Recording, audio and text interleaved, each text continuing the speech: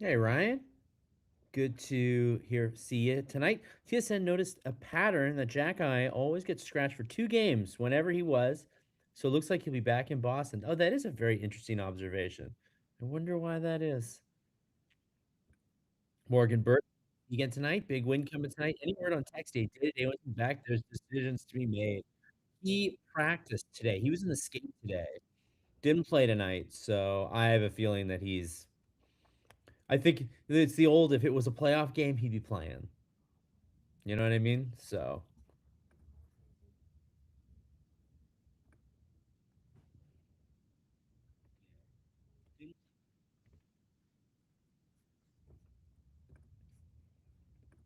yeah, that's what I'm thinking. That he'll probably also be back against Boston. Once Line is back, someone must go to Laval. Oh my God, that's guys are coming back.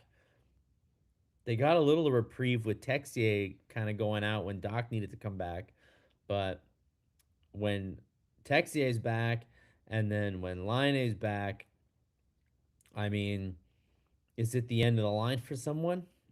What's Blair's waiver situation like? Does he go back on waivers if he gets? I feel like he's. I don't think he go on waivers every single time, but I think he might have to go.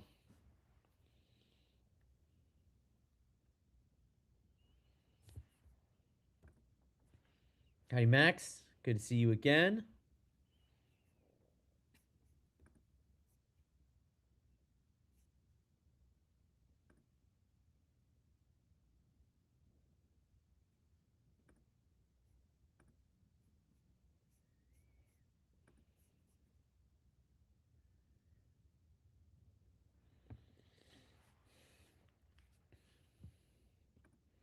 Only Bull Duke is waiver exempt. Well, Bull Duke, there's definitely a possibility he'll go down, which is crazy because he's not having a bad season at all. I mean, he's got what 10? Does he have 10 goals yet? He's pretty close to it. If he doesn't, he's got 8 maybe. I mean, he's certainly not playing badly, but the Canadians are just rich in forward depth at the moment. Yeah, he's got 10 goals this year. So he's you know, he's definitely within earshot of 20 goals this year, and yet they might have to send him down. They just don't have a choice. Marty St. Louis asked when Laine would be back. Answered, I don't know. Short and sweet. Marty St. Louis um, does that thing that I don't mind it when a coach does it. I do mind it when our politicians do it because our politicians have caught on and they do it as well, where they're just like Marty St. Louis doesn't read the medical reports. They tell him when somebody's back, and they tell him when he doesn't. They just tell him when somebody comes back, because that way, when they ask Marty a question, Marty can answer honestly and be like, "I haven't read the medical report. I don't know." So when he does it, it's okay. I get it. And then when a politician does it and says, "Well, I didn't read the report on, you know, insert very important decision they need to make, so I don't know," that's not so hot. But it's hockey, whatever. It's fine. You don't want to read it, I won't read it. Ryan Katz says, "Well, Sammy Blay would be claimed if waived." Yes, he would. Do you get through waiver? Is it waivers every time though? That's what I don't remember. Like if you get sent down the one time, then you can go back up and down. But I don't remember. But you're right. If he can be claimed, he'll probably be claimed. Blay or Valeno is a question from Morgan. Man, Joe Valeno, if you had asked me like a month ago, I would have told you Joe Valeno is not long for this team when like the moment they acquired Dano. The moment they acquired Dano and then Evans went down, I was kind of like, well, as soon as Evans is back, there's no point for Valeno to be here. But I gotta say, Valeno has really worked hard, and although he does not provide any points, and that will ultimately be his undoing, for now, he's been a good hitter, a good face-off guy, and he's been better on the forecheck. And yeah, it just generally seems like a good. He's sort of finally figuring out how to be a decent character player in this league, considering that his offensive game is never gonna take off. So I don't know. In June 2015, Valeno became the first minor midget player from Quebec to be granted exceptional player status. That is true. Um, I feel like in the end that was definitely more of a crux than a more of a crutch than a thing. It definitely put a tag on him that he didn't really warrant. But I will say that as a junior prospect, he was a very intelligent two-way player. And that's what I thought he was going to be in the league. I thought he was going to be a great third line center. I thought he'd be Dano. I thought he could be a Phil Dano in this league. And there's really nothing, I think, stopping him from being a Phil Dano in this league. He's got the physical tools and the intelligence to do it. I just think that it was a hard adjustment for him to go from being, as it is for a lot of players that come into the pros. You start off, everybody who makes the pros is a star player when they make it, right? You know what I mean? Every guy who gets drafted, every guy who gets to the AHL, like you were a star wherever you came from. Veleno's no exception. But when Veleno got to Detroit, it was like, oh, you're actually like the 10th best prospect that we have. Um, so you need to figure out how to be a fourth line center. And I just feel like he's finally starting to figure it out, but I do think it's probably too late for him. We got okay. While I was blathering on, we got more comments. This team should be adding Newhook, Line Tex, and possibly Hage this season. Someone has to go. Newhook's still a ways out, so not till March. So someone else could get hurt, which seems possible. And Hage is going to sign a contract, play the last couple of games of the season, and then I think go to the AHL. I think is the plan for Hage. But I do believe he's going to sign at the end of the season. When you play 10 games, you get claimed on waivers. Thank you, Ryan Capologist. Ryan Katz tonight coming through in the clutch. Will Line be back within the week? Only Newhook on LTIR. Yeah, I mean, it certainly sounds like the guys who are at practice are certainly saying that Line is like an any day now thing. He is, of course, Patrick Line. They may not give him the go ahead until it's like 100%. But yes, he does seem like he could be back within a week. They don't have to add Hage, which I don't think they will. I think he'll play in Laval in the playoffs. Again, this is all contingent on if Michigan goes to like the Frozen Four or whatever, then maybe there's no time and he doesn't sign. But I don't think he'll play on the big club other than to play that one game or two games to count against his contract. Oh, Max answered. He said the exact same thing I did. Maybe they give him a game or two and spot the clinch. Exactly. Karen, hello, hello. Good to see you again. Max says, I fully expect some players to be moved. It seems like they have a lot of players. Defense is kind of also a thing where Engstrom kind of looks like he's ready. They've got Struble. I feel like they kind of maybe want a veteran for the playoff run, like a Mike Weaver type, if you guys remember Mike Weaver back in the day. So we'll see what happens. Kelly Morgan says, need to get those 2 points back from Buffalo. I know, this revenge, man. Montreal, I think we're in a position to potentially win on Thursday, and then they let it slip away against a very hot team. I think it would mean a lot for the Habs to square up. Well, they wouldn't square up because the Habs won the first time they met in the season, but you know what I mean. Max says, I feel a trade coming. Jack Eye scratched again. Something's going on. Well, Ryan said that TSN 690 have figured out that Jack Eye, when he scratches, he'll be scratched 2 nights in a row and then come back in. So I don't know. Maybe no trade just yet. Hello, Karen. Hi, Karen. Hi, Karen. What's my prediction for tonight? Prediction. Oh, because I was actually right last night. I did last night say, or the last game, I said it would be 4-3, and it was 4-3. I'm going to say 4-2 Habs. I don't know. I just, I don't know. I don't feel good about that prediction at all. I would have said 4-3 again, but it just feels like every game you kind of say 4-3. This seems like good odds. Dobesh is 15-5-3 this season. He should be starting more. It's such a weird thing about Dobesh because, like, he gives up quite a few goals, and yet they win with him there. Do they play differently when he's there? Do they feel more comfortable taking chances with him? I don't know. It's weird, but I will say that I did not he did look weird last game. I did feel like Dobesh on Tuesday was flopping around a lot and looked like he was guessing a lot. I don't think he played a bad game, and maybe that is what his game is. Maybe that's just who he is. Maybe that actually means he's on, but I don't know. Karen, did I see the Ducks beat the Avs? Yeah, the Avs are starting to lose games. They are. I mean, they just start off too fast. No team could keep that up the whole season. They're in a little bit of a slump right now, but they're still the best team in the league by far. Ryan Cat says in a shootout,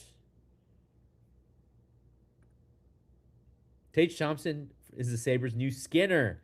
Oh my God, Jeff Skinner. Jeff Skinner, man.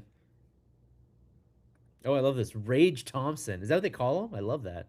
Another great player from that hockey hotbed. Phoenix, Arizona. Hey, they could build a Phoenix line with Rage Thompson, Josh Doan, and Austin Matthews.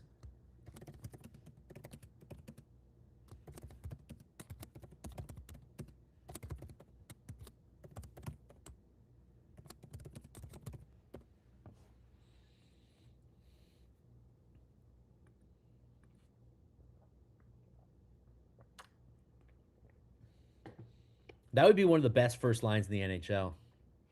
By the way, congrats to Josh Doan for signing a massive extension with the Sabres. He's been great so far this year, and you're always taking a chance signing somebody to an extension, but they've decided to do so.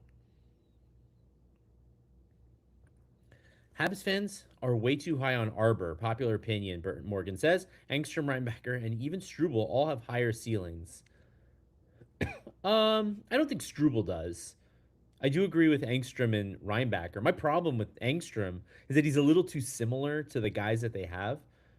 Reinbacher's right-handed, so they only have two right-handed defensemen. So as soon as he's ready, he gets in there. But Engstrom's a bit tricky. I do think that they're going to dangle him in a trade, just because he's like, I think he has top four potential, and I just don't know if there's that possibility of him being a top four here.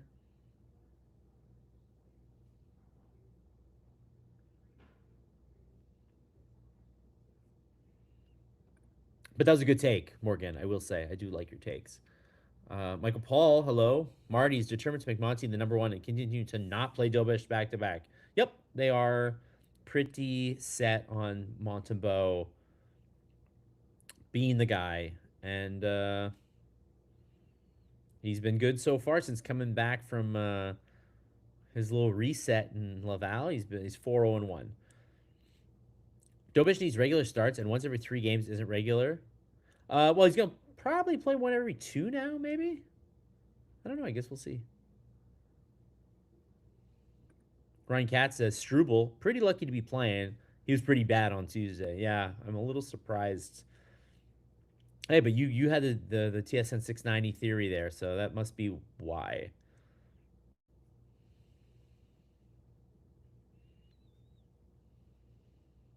What's happening with Jared Davidson on the Rocket? I don't know. What is happening with Jared Davidson? I'd imagine he's still playing pretty well, right?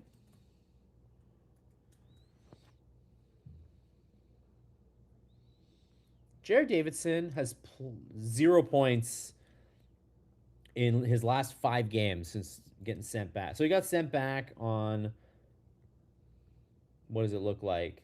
Like the 27th. And then he came back and he was playing quite well. He was a point a game for about 6 games when he came back, and now he's slumping. But I think the whole team is slumping, if I'm not mistaken. I did see a lot of doom and gloom about Reinbacher the other day. If Glenn Hall can play 5-0-2 straight, then I think Dobesh can play. I do think we definitely pamper the goalies a lot nowadays. Everybody talks about how there aren't that many like true number ones anymore. Well, is it maybe because we don't play them very much? How can you be a true number one if everybody's like, no, you must only play 41 games. And your backup must play the other 41. Well, that's right. Kelly Morgan was in town. I hope you had a good time. Sorry I didn't make any recommendations. I'm sure you already knew where to go. Oh, yeah. Matthew Nyes is from Phoenix, too. Okay. Kick out No, I'd still keep Josh Stone on that first line, but Matthew Knies would be a great second liner on Team Arizona. Hey man, maybe they should put a team there. They are. They're gonna put a team back there for exactly this reason. Mark Talifer says, haven't heard much about Reinbacker. Anyone watch Laval games? So I haven't watched much Laval games, but I did read Matthias Brunet say that he's pretty down on Reinbacker. The feeling is that his decision making, he was he got off to a good start, and that his decision making is not like speeding up. Was kind of the gist of it. So not a lot of love for Reinbacker right now. But who knows? Yeah, exactly. Doom and gloom. Is he a bust? He's still very young, and he hasn't filled out yet. So I'd give him a little bit of time. And the other defensemen from his draft class haven't really like established themselves either. So I'm not ready to doom and gloom. I think he needs the full season in Laval though. And I and now that Dobson's here, he doesn't need to be a star player. He could be a second pairing guy.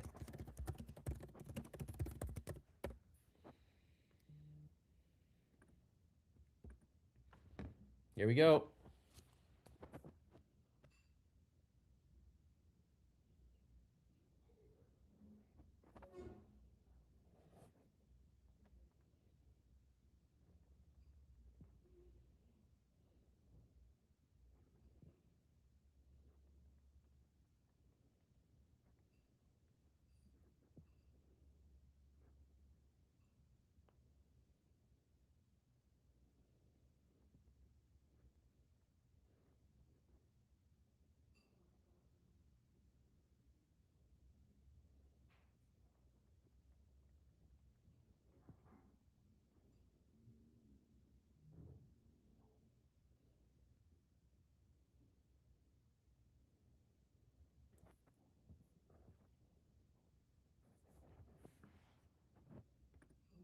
Josh Doan, son of Shane Doan, Arizona Coyotes legend.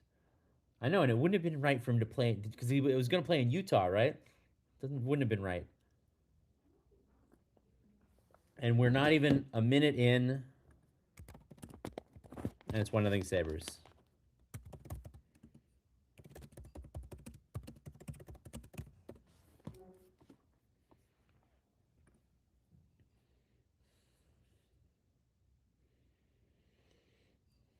So what do we got here? First line's out, and puck skips over Hudson, and he's playing with Struble, which I don't like that pairing ever. And they score on the 2-on-1. Doc coming back. Nah, that don't look good at all.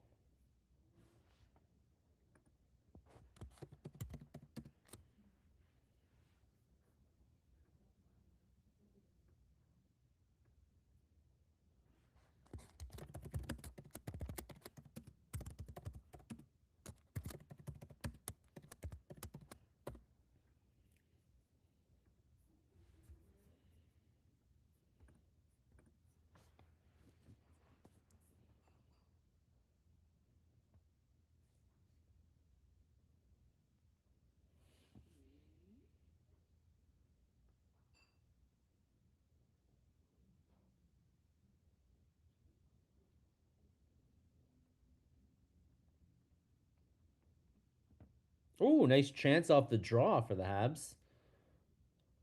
Oh man, look at Kapanen just come right in. Gooley sends it out.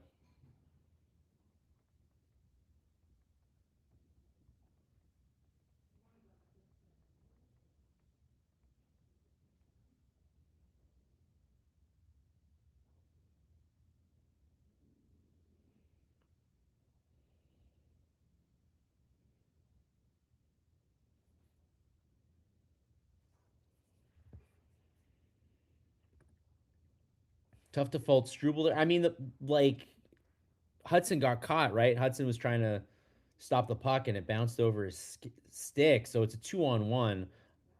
Can't say that Struble played it amazingly, but what are you gonna do?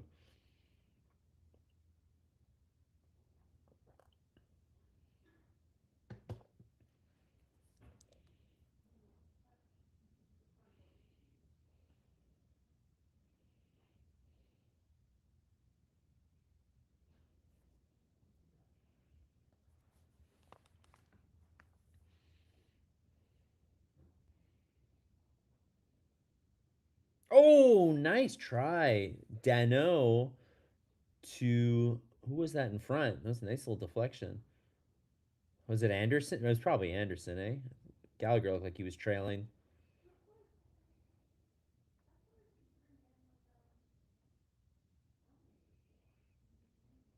It was a little safe clear out to real soft clear out to center ice for Evans.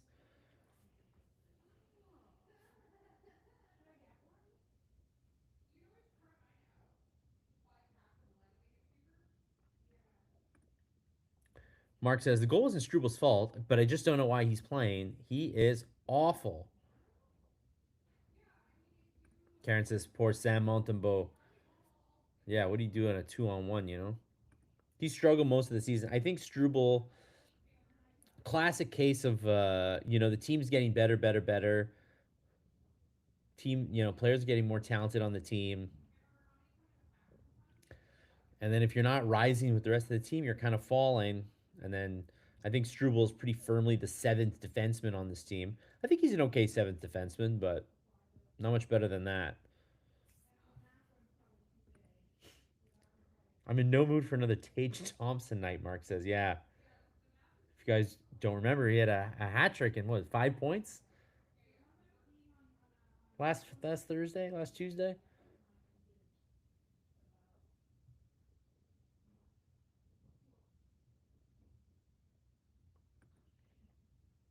Wow, Michael Hage nominated for the Hobie Baker.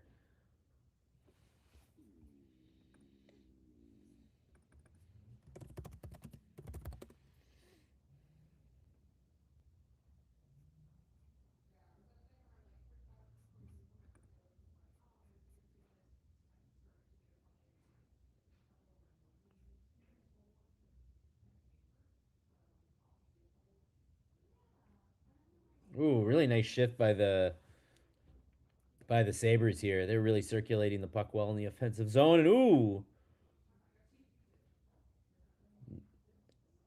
nice hit Moundstein on Carrier to kind of nearly cause a turnover, but then the Habs were able to get the puck up the ice.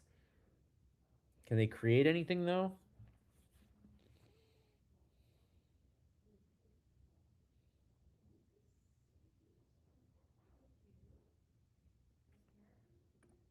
Struble does have a great punch.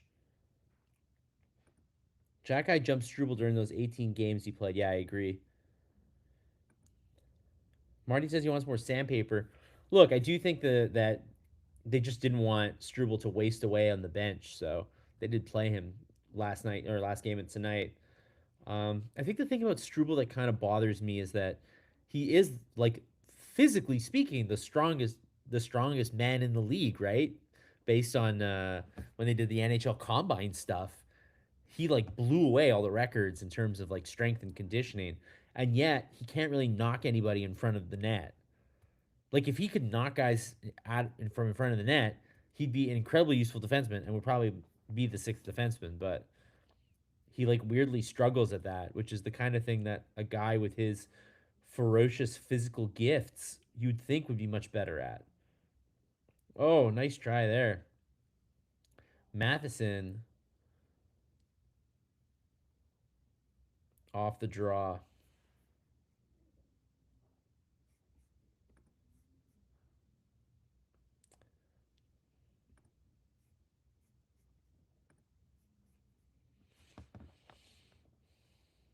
Oh, and Gooley just took a high hit and he is down on the ice and they're not going to blow the whistle apparently. I thought the ref looked like he was going to.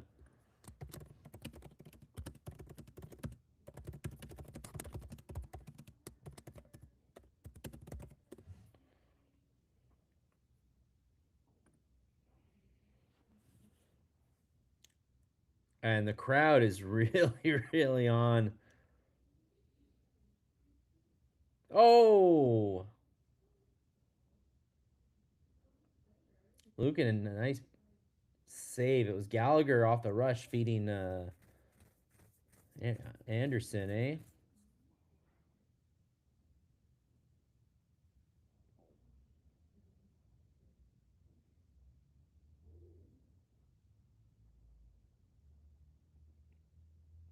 Gallagher with a nice chance. Okay, nice. Hey, here we go. Third line. Not in the mood. Anderson and Tuck going at it. Gallagher and Thompson. Okay, Gooley's okay.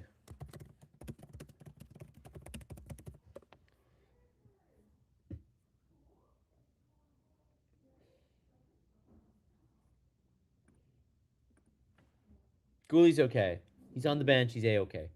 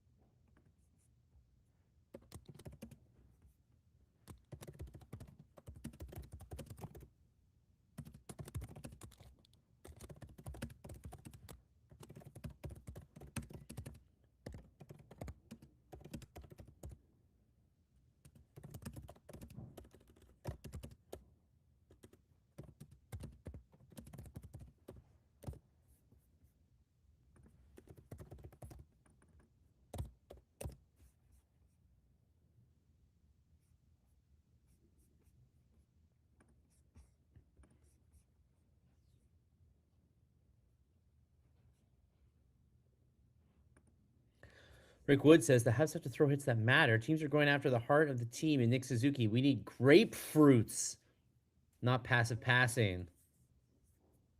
A grapefruit. I do like a grapefruit. Gooley would go after Zucker himself. He probably should.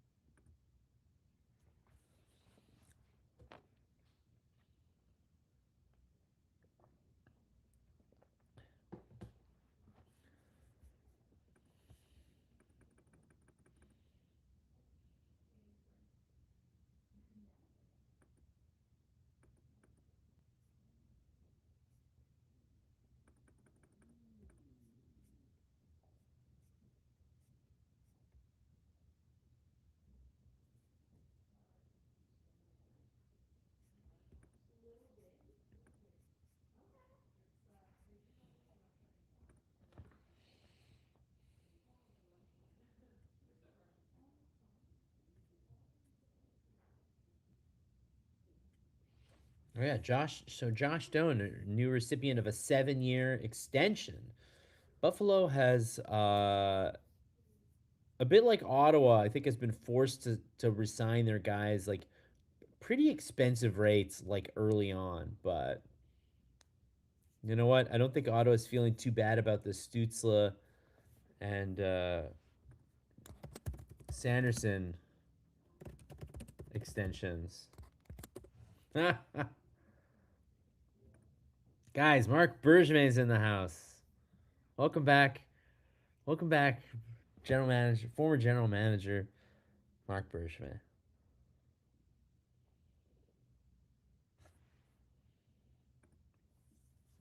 Temperature tomorrow in the northern GTA with wind chill is going to be minus 50. Yes, is the Northeast not going to be the coldest on planet Earth tomorrow? I wanted to go to Igloo Fest on Saturday. I wanted to go see some DJs, and I think it's going to be about minus 25 before wind chill. So I think I'm going to wuss out and not go and stay home. The Habs expect Florian in the lineup eventually, though they would never trade Arbor and keep Florian. Zero chance they'll treat the Jack Eyes like that. Jack Eyes? The Jack Eye? How do you say Jack Eye plural? I don't know. But I agree. I don't think Arbor's going anywhere. I think Arbor is the number 6 defenseman, and I think Strubal's playing a couple nights because Strubel needs to play a couple nights, but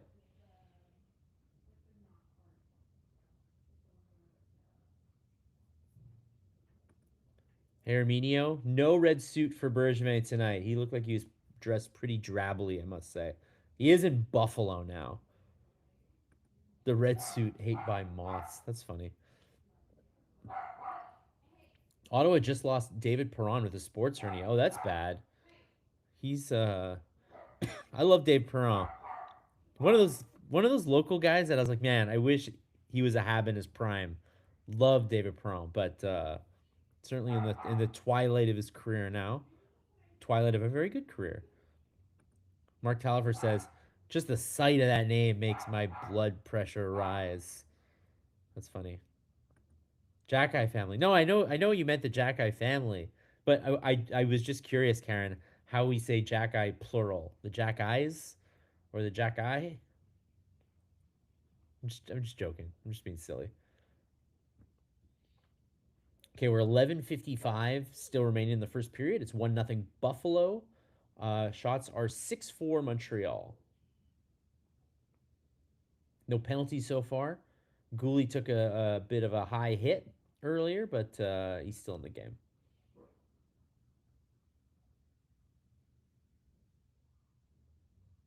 Zucker has 10 goals in 24 games against the Habs.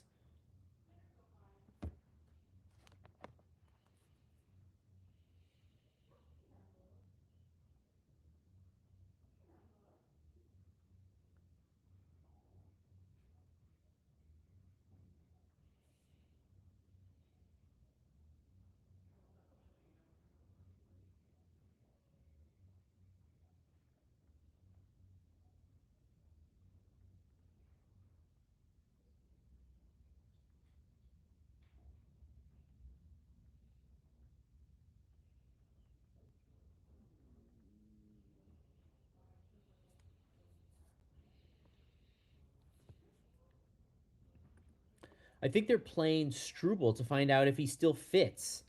Arbor's the keeper, Karen says. That's a good point. I Struble's like kind of playing his way like a little bit off the team here, but I don't think he's like not useful for a team. He's not a bad defenseman. He just is, a sixth, seventh defenseman. But that's still useful. You still have a long career being a sixth, seventh defenseman. John Merrill's still going. I think Struble can be every bit the player that John Merrill is. Speaking of Arbor, the Habs have an auction featuring the Habs D-man. Anything with Hudson is 4 digits. Arbor is above average in mid. Digits with other D-man. Matheson used skates are $700. Damn. Nobody wants a local guy's. Jaden looks worried. He just gave a big sigh. That sounds like my dog. You know when your dog is just like. That's what you remind me of when you say. When you say a big sigh.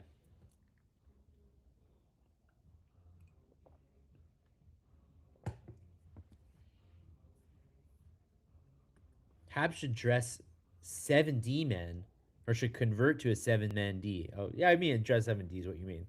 Yeah, but they got so many forwards now, too. They just have too many players. They just have a lot of players. Not looking good for like the Blaze and Velenos of this world, let alone the Becks of this world who are looking for another shot to get back in. I mean, look, things happen and things change in a hurry, and guys get hurt. Knock on wood. But the Habs have I think I was looking the other night. They have like 16 forwards if everybody's healthy. And now they've re-signed Texier and Dano's here for another year. So they've already guaranteed that Texier and Dano will be here for another year. So this is not a problem that's going away. They have a lot of forwards.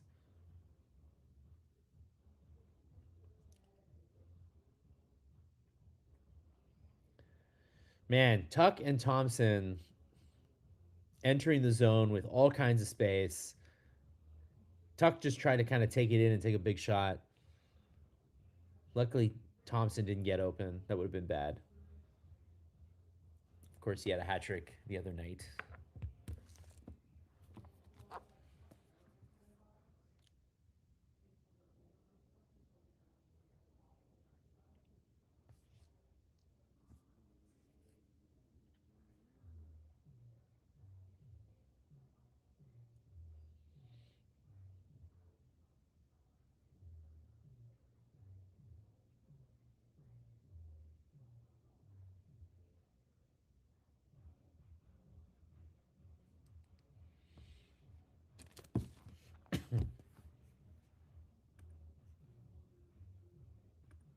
I know, Karen. I said knock on wood.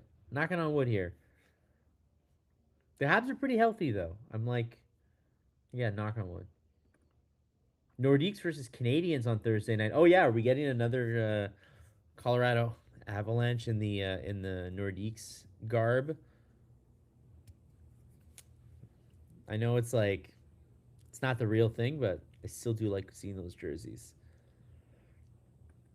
Rick Wood says, "No secret, I'm not a huge Marty St. Louis fan. However, this year the Habs are at +5 overall. Last year they were -15. Give credit where it's due. The team is better.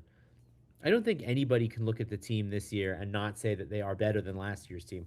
Are they better enough that they're going to contend for, the conference title, go deep in the playoffs? I don't know. I don't know these answers, but they're definitely getting better. This team is continuously getting better, which is you can't be unhappy about that.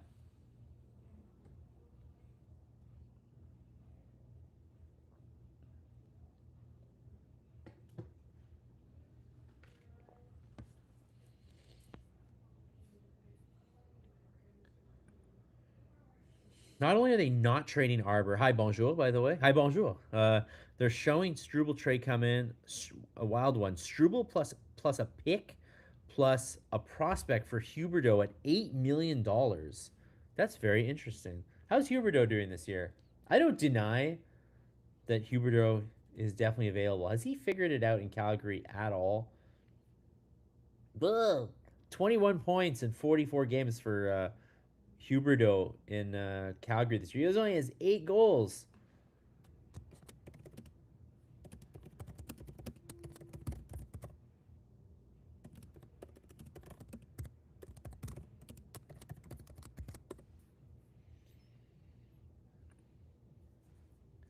I don't know, man.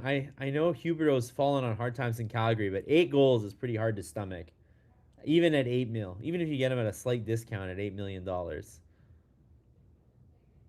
He's also old? Is he getting old? He's 32. He'll be 33 next season. God, I thought last year he was starting to figure it out. I guess not.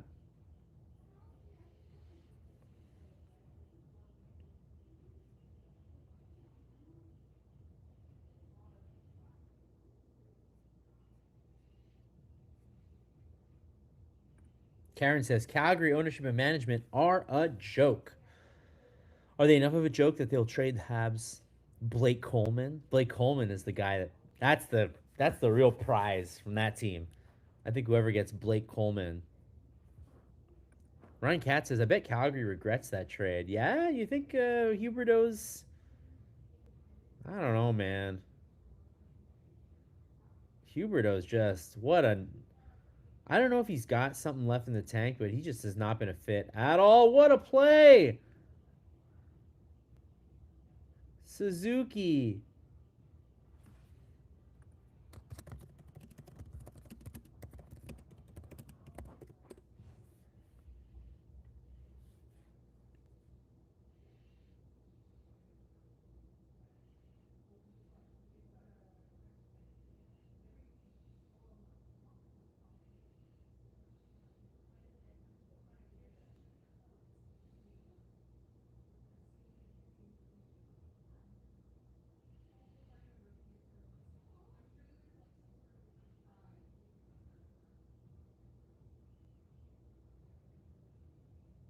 Oh!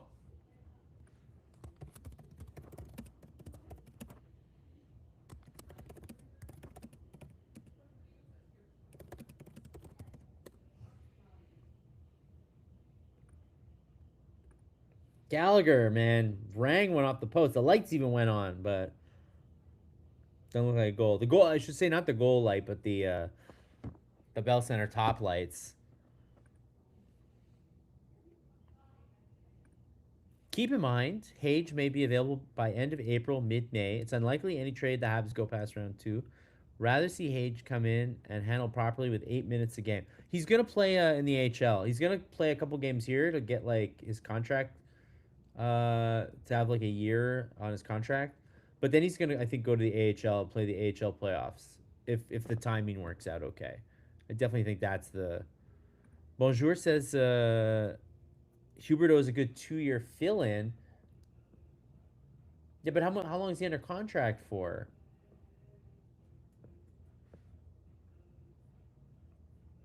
I feel like he's under contract for a while, no? Huberto is under contract until 2031. He's going to be a million billion years old by then. I don't know if they can. I don't know if they can do that. I don't know if they can take that risk.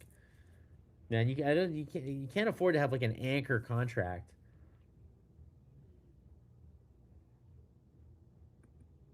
Karen says it was Tree Living that gave Huberto that ridiculous contract. That's why I was thrilled when he got hired by Toronto.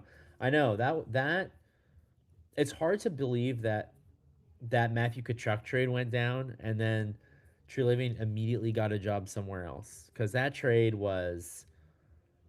I don't know. They got weak. Like I get it. Like Matthew Kachuk didn't want to play there, and they did get Uyghur. Like the trade would have almost been better if they just did 1-for-1, Kachuk for Uyghur, and they didn't even get Huberto. As weird as that sounds, Huberto just was like he just didn't want to. I don't know what happened. I feel like he just didn't want to go there, and he's just collecting his paycheck, and I don't know. Or maybe Huberto was just a product of Barkov, which is what a lot of people think. Jonathan Drouin Redux if Huberto came to Montreal. Yeah, Huberto's not super exciting.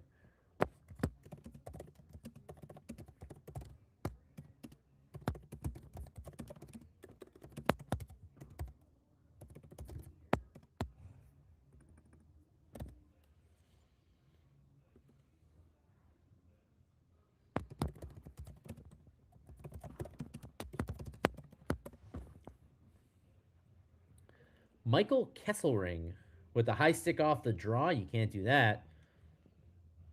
So the Habs have a chance to tie it up here.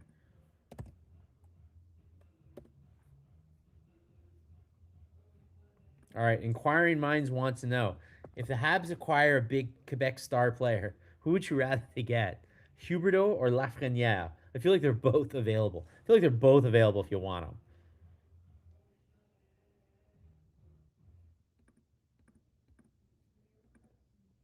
Karen, Mark is there. He is indeed there.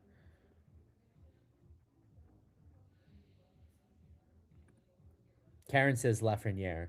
That's the vote.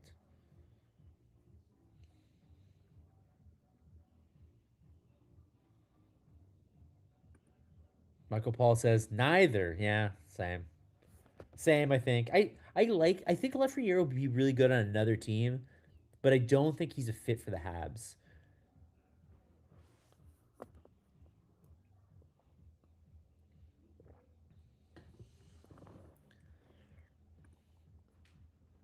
Harry, good to see you. Bob, good to see you.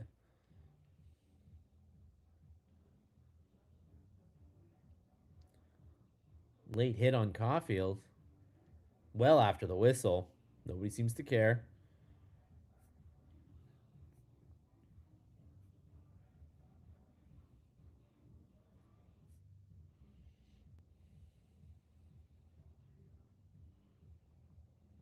Hudson is fourth in the league in scoring since December 11th. The whole league. That's crazy.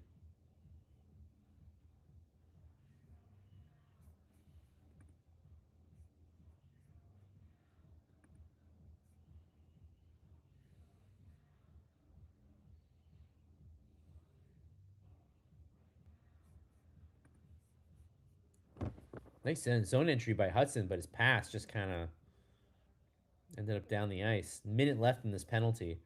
Still 1-0 Buffalo with 5:45 left in the first period.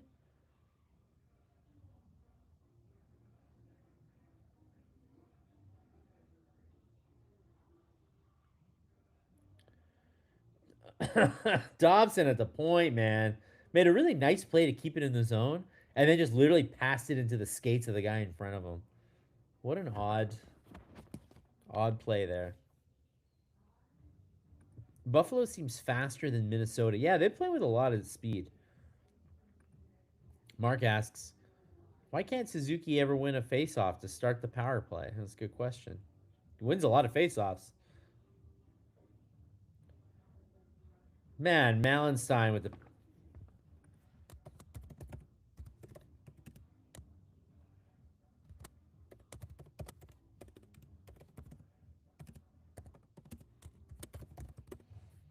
terrible, terrible, terrible. So Malenstein, who great speedy forward, man, just beats Dobson completely. Just absolutely goes around him and then goes around Montembeau.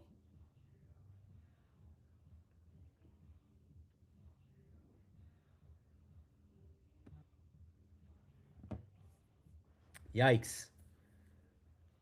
4 seconds left in the power play, too. Yo, the power play is once again. This power play run really runs hot and cold, man. There are days where this power play is looking like one of the best in the league, and then the last couple of games just dries up again. Really strange. Yeah, we got some people who are not happy. Max not happy with the power play. Michael Paul not happy with the power play.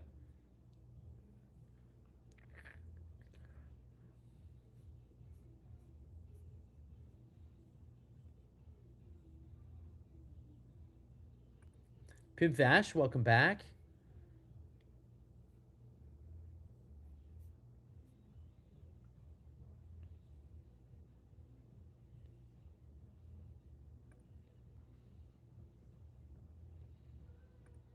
Weak ass play by Dobson. Mark says Dobson was brutal there. Monty not able to make the big save. Ryan Katz says the power play needs line A. Man, we're getting to that point where I think a couple weeks ago we were like, ooh, where's line A gonna have a lineup spot? And now we're like, wow, they need him. Dobson was lazy on that goal.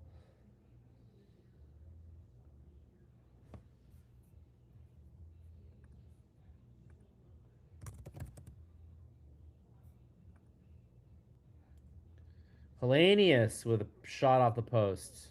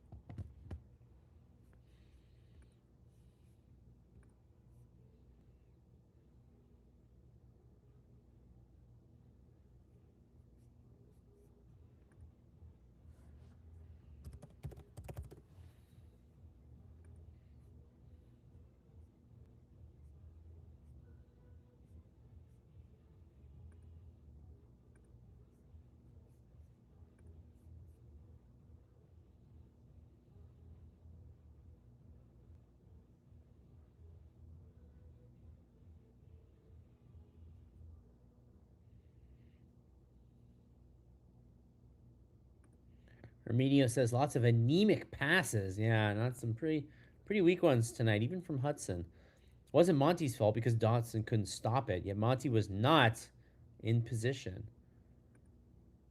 Karen Rooney says Sam Montembeau looks like a deer in the headlights right now after the Hellenius post.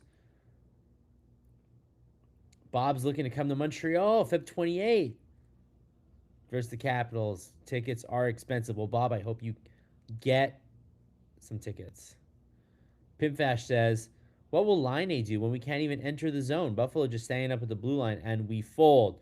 Well, I mean, that's the thing about the power play. The power play's been not uniformly bad. Like, they're still in the top 10, are they not? In the power play? Like, they have a decent power play. They just are not consistent on it. So I think Line A could be good. That being said, Michael Paul says Line A shouldn't have a spot on this team. I mean, if he's still as slow as he's been, it might be tough to rationalize putting him in there, even if his shot is badly missed on the power play.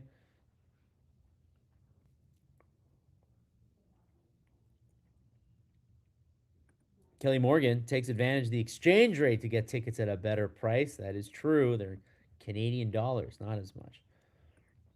Rick Wood says, have you tried the auction sites? Adam Carter says, well, we can't go down 3-0, or it is over. Sure is. 3-0 would be pretty bad. Ryan Katz says the cheapest tickets are $125. Ooh la la. Karen can't wait for Patrick to return. So some of y'all are excited for Liney to come back, and some of you are not excited.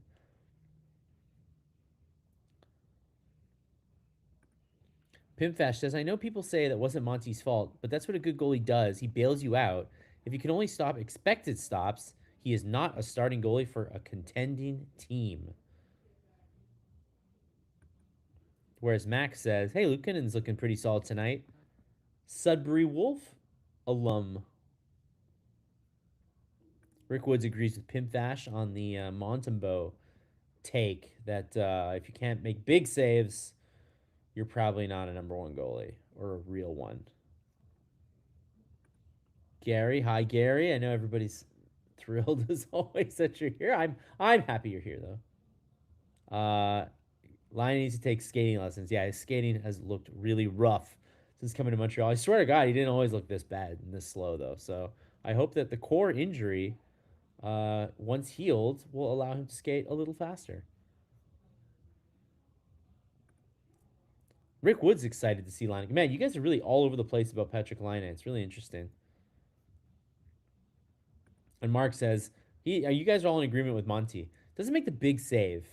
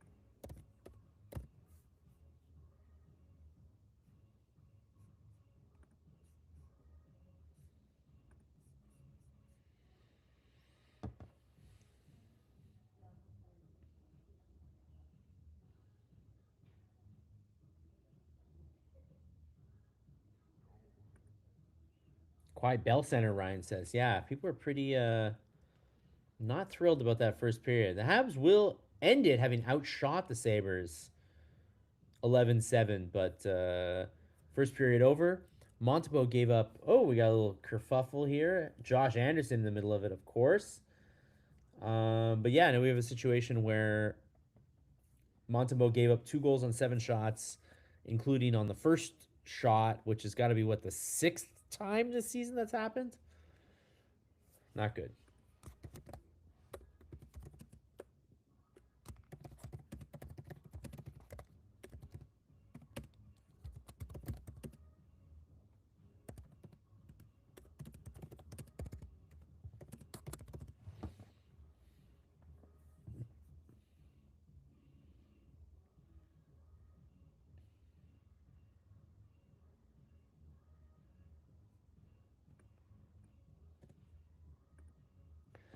So Jason Zucker and Beck Malenstein are your goal scorers in the first period. Sabres lead 2-0. Not great. Not a great period for the Habs. Sorry to say.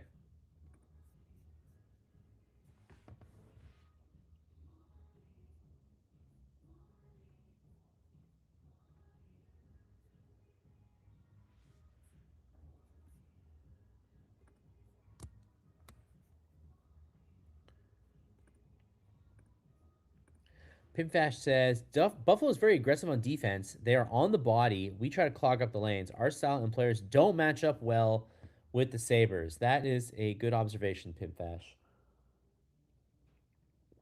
The Sabres do just have a tendency to just like, especially guys like Tuck and Thompson, who are just such big guys. They just power up the middle, and it's hard for the Habs defense to stop them. Arminio says another difficult game against a bigger physical team. Yeah, that's how I see it.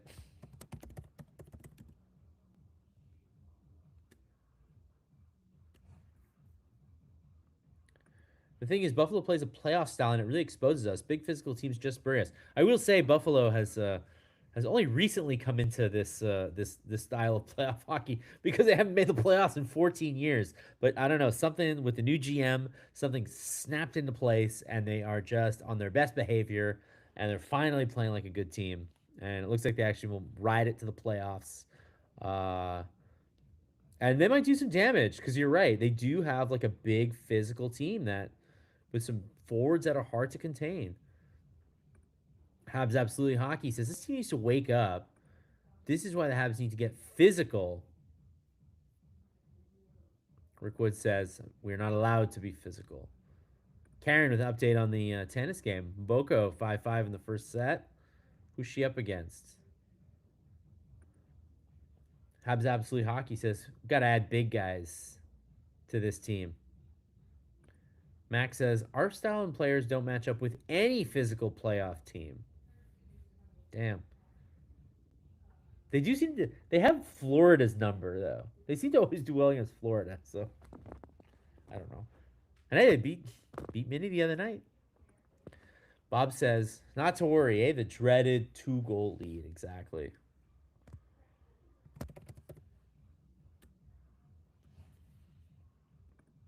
We could add big guys, but it's not our style. From day one, Gort said speed and skill. Anytime Wilson doesn't make up a heavy physical team, look for transition and speed. Well, I would say that if they had the chance to add Tom Wilson, I think they would because he's also very talented. I mean, the team is getting. I mean, the team is big-ish. It just I get what you're saying. They're not that physical on the bottom six. Like they need more heavy guys.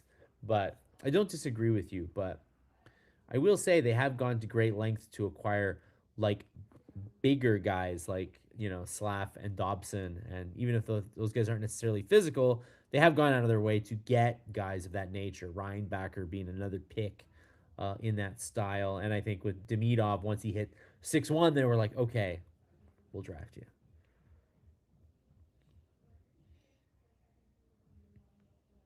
Oh, thanks, Karen. Clara Tossin. I don't know Clara Tossin, but I'm rooting for Mboko. Habs Absolute Hockey says, even if we're speedy, it's not going to get us anywhere.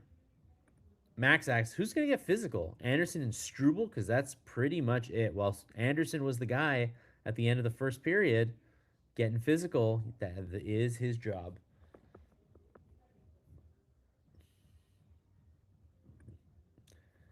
Karen says, Mboko is the only Canadian left. Shapovalov acted like a toddler last night. Damn.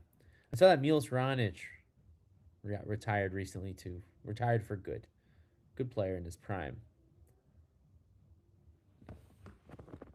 Ooh, Stan the Man Wawrinka's still there? Nice.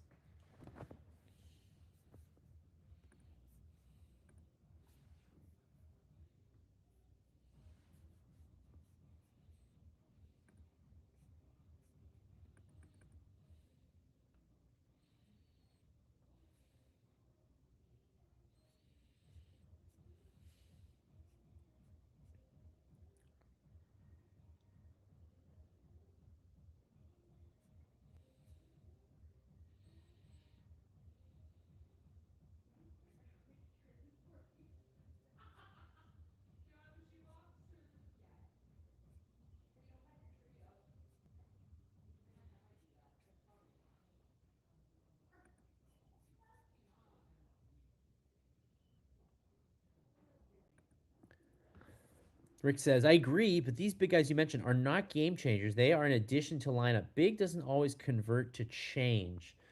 Yeah, I'll say this. Whoever they get as a top six winger to play alongside Suzuki and Caulfield when the time comes to permanently replace whoever's the rotation right now, that guy is not going to be 5'11. They're going to get a big guy. Uh, and then the bottom six is like a work in progress. I mean, those guys come and go. I do think Florian Jacki is going to be there eventually. They'll get somebody else. On the defense is pretty big. I think Carrier, once the time comes, probably won't be there, and then Ryan Backer will be there.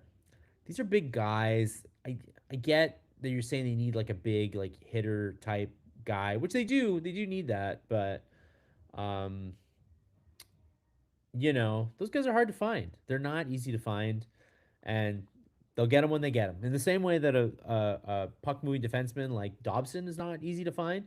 When they got him, they got him, but they're not going to be able to get all these guys overnight. Like they're going to keep picking away, and hopefully finding somebody. But I do think the team is aware. What I would say is that I do think the team is aware that they don't have like a hard like playoff ready roster. Like they're watching the same game you are. They know. Tage Thompson is big and physical. Trust me, if with I can tell you that when they acquired Kirby Doc, they had dreams of a Tage Thompson in their head. I think they thought that he was the type of guy that could find a physical edge and score in this league. I do. That's what they did when they drafted Slavkovsky. That's why they drafted Slavkovsky over Wright and Cooley. They wanted a big boy. They got a big boy. They need more big boys, but they got the big boy that they wanted there. They need an impact physical player. Yeah, I think that would be like honestly like I the perfect player for this team would be like if they could get like a Sam Bennett type, I think. A Sam Bennett type would really like put this team over the edge. And those guys are hard to find.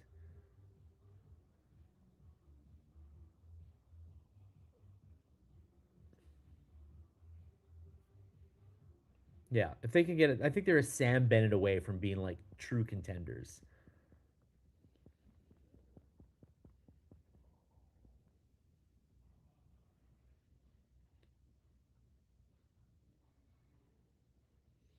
Kelly says, "So what do you do with Line A? Not sure where you slot him in or not. I think that because he's a veteran player and he's a free agent at the end of the season, I do think that they will find, and he's a guy of seniority. They will find a place in the lineup for him. They will move out, uh, Valeno or Blair or whoever. They're gonna give him a shot. They're gonna give him a shot on the power play. I think as long as he like does all the right things and he practices hard and he looks like he's ready to play, I think they'll be good to him. If not, they will trade him. They will find another place for him. But I do think that Line is going to get another shot. Hey, Derek, good to see you again. Can't let them bottle us in our end this period. The long change contributes to the second being our worst period. Quick, efficient, exists. Yeah, they got to. They're still not a good second period team, so they got to figure that out.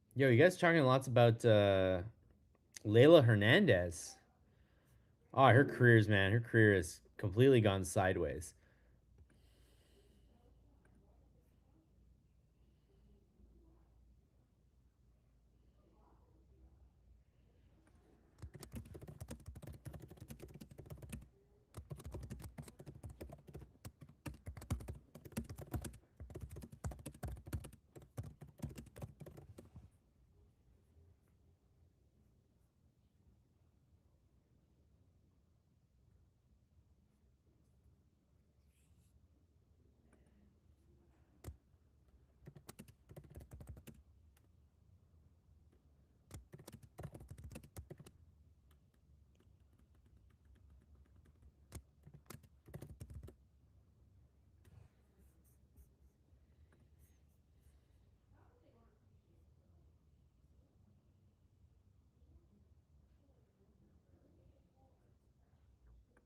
Ooh, Mboko wins the first set tiebreak. I love it.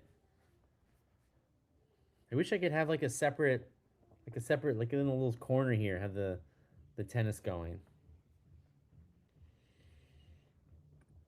You're gonna go take a nap, praying the Habs win this game. When I wake up, you know what happens though. If you take a nap and the Habs do come back and win, you have to keep doing it. You have to keep napping during the games. There's no, if it works, you have to keep doing it.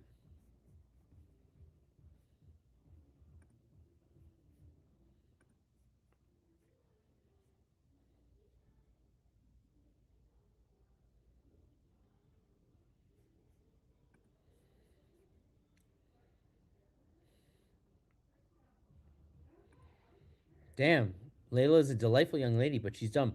Mark, is she done because she's just like she kind of got lucky a couple times, did okay, or I don't feel like her game is like, and I never really saw her, and I was like, oh yeah, you've got what it takes. Like as you I think you said earlier, like her power is not quite there. I agree.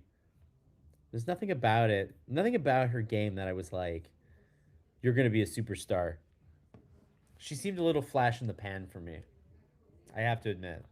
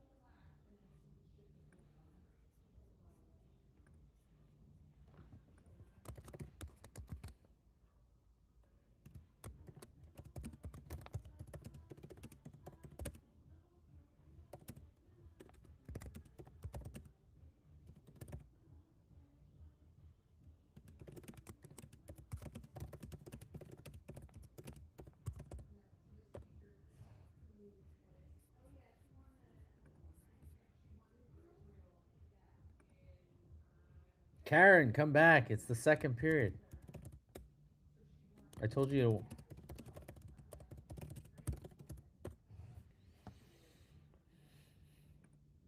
Blue does not appear to be here tonight.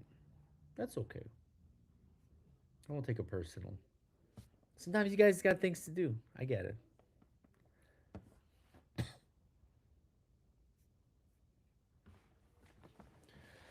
Okay, second period.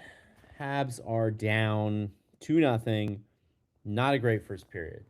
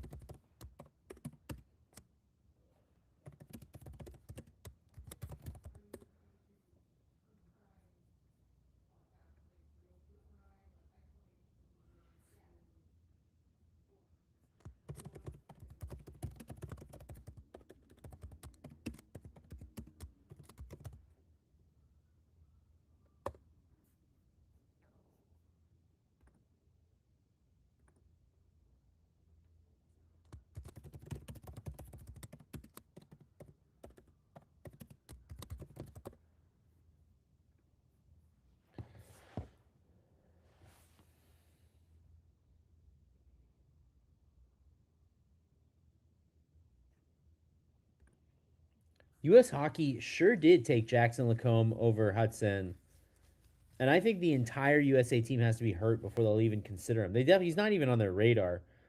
Pretty clear to me that I mean Brian Burke said it today. He's like, Hudson's redundant with Hughes there, and he's too young. He said the Olympics are not for kids; they're for men. I don't know. Hughes might win the Norris this year. I don't know. I think he's man enough to play hockey in Italy. But what do I know? Oh, Slavkovsky with the wraparound and the backhand. I think Lukonen got a piece of it. Otherwise, it just went wide.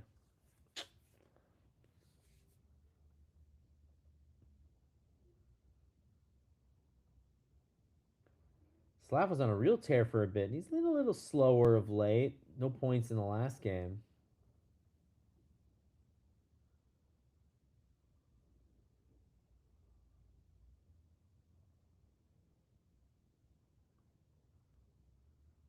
Brutal goal.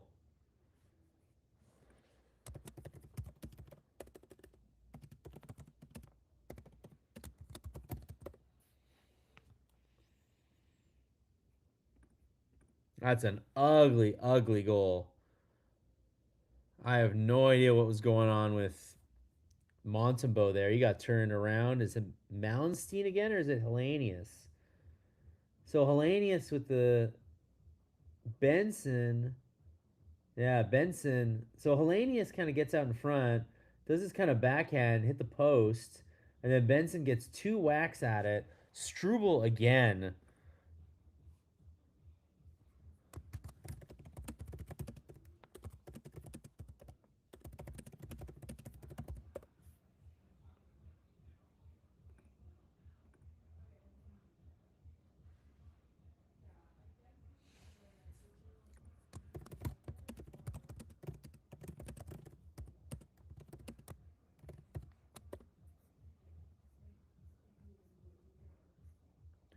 Bob says Struble was just watching. Steve Frost says back to Laval you go, Montembeau. Montembeau's having a brutal night tonight. Cat says mess. Anderson on the 2-on-1 and he missed it. Oh, this team's gonna have to start cashing in on some of these chances. They're down 3-0. Derek says ridiculous. Max says my 6-2 prediction is looking good. Karen says pull Monty. 3 goals and 9 shots. Not good. Ryan Katz says, yo, Jack Eye's playing Saturday. You better believe he's playing on Saturday. Good gravy. Oh, Anderson had a wide open net, and I think he's saying he got tangled up, but I don't know about that. Maybe a little. Man, Kesselring got his stick in there a little bit.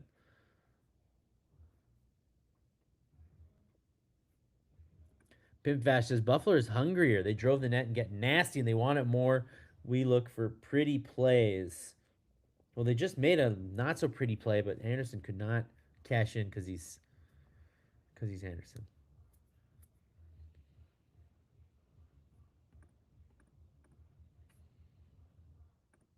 I know stats aren't everything, but 3 goals on 9 shots. Monty is just not hacking it.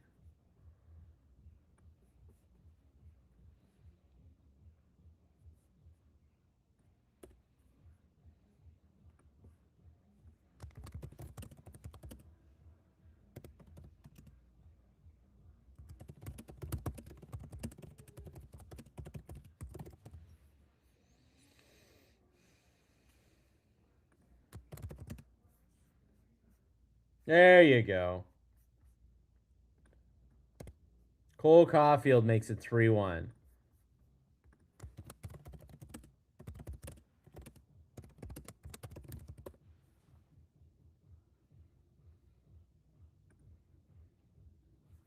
$50 on the season for Caulfield. Bit of a mucky face off there. Ends up in the corner. Suzuki steals it. Wow, what a release. What a release by Caulfield.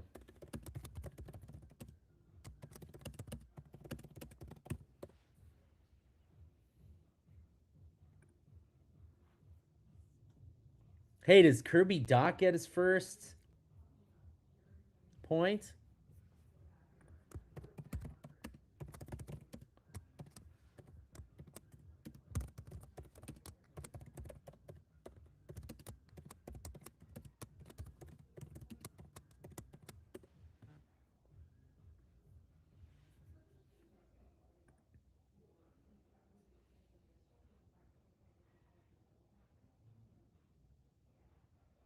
All right, Blue has arrived.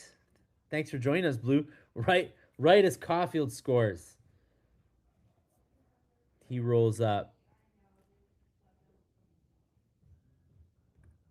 Nice shot, Cole. Karen calls it a beauty. Stevens is pro Jack guy, as I think most of us are. Well, it's only a 2-goal lead now, bud.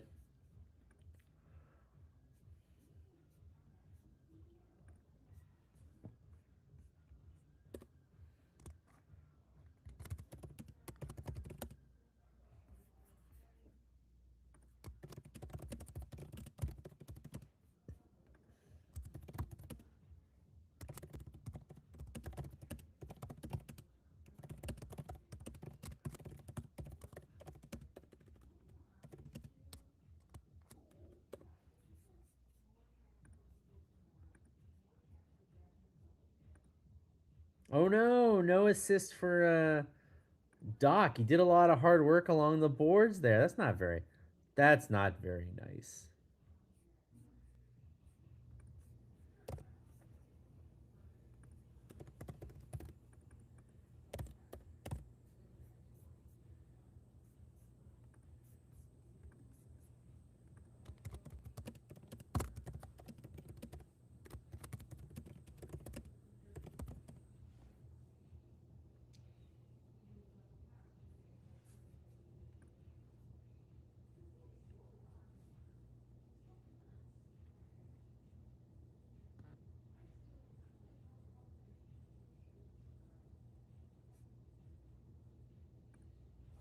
Habs Absolutely Hockey, who decided not to nap and stayed up, said, "Great push by Doc on our goal here." Yeah, he was really nice on that one.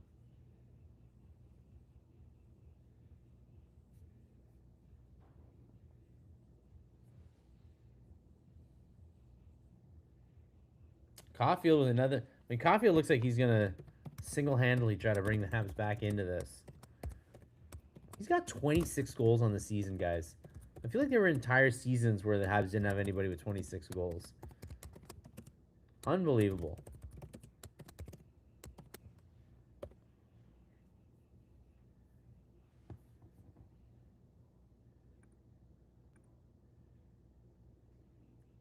I absolutely advocate watching the Habs in bed. You can do both. You can have it all. Cole Clutch Caulfield, Rick says. I like it. Karen Rooney says Habs are 63% in the dot tonight.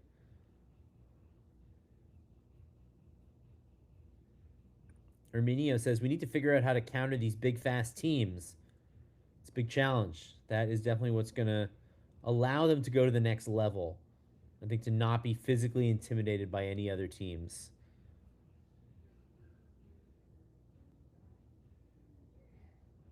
Herminio says, well, also goaltending would be nice. Yeah, it'd be nice to have a good goaltender too.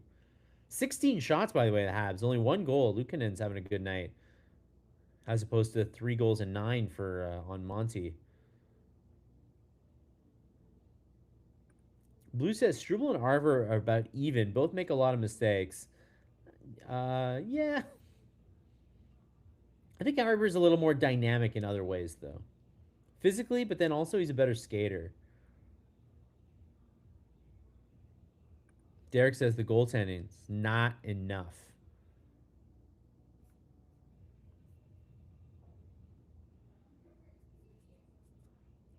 Until we get an elite 50 to 60 goal scorer, we will be an elite team.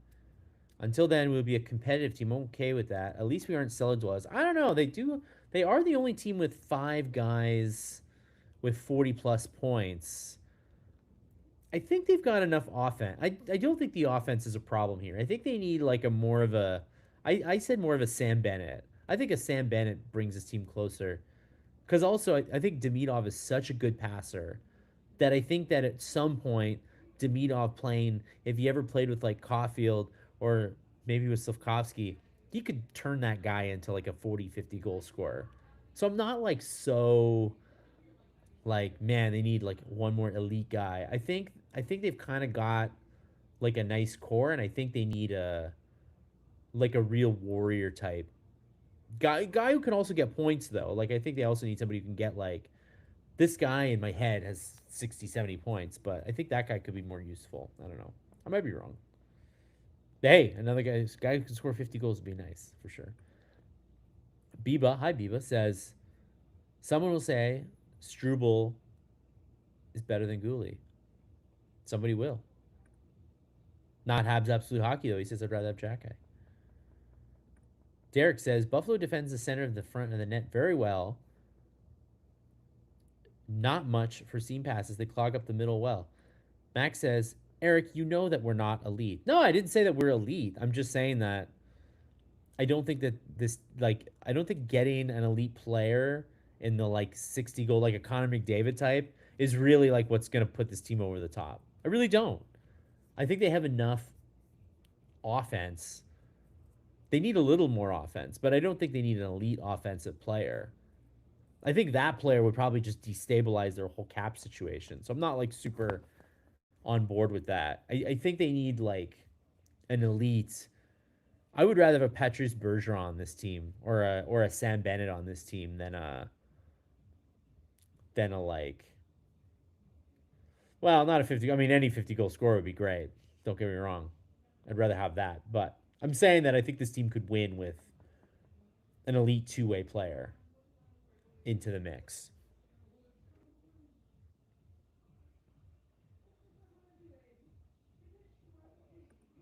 Blue says people seem to forget how young this team is. Lots of talent, just starting. Oh, Hudson to Demidov. Really nice chance.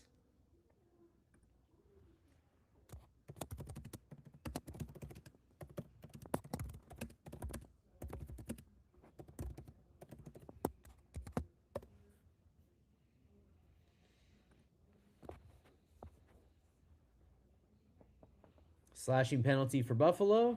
Habs get second power play of the night. Don't ask me how the first one went because it did not go well.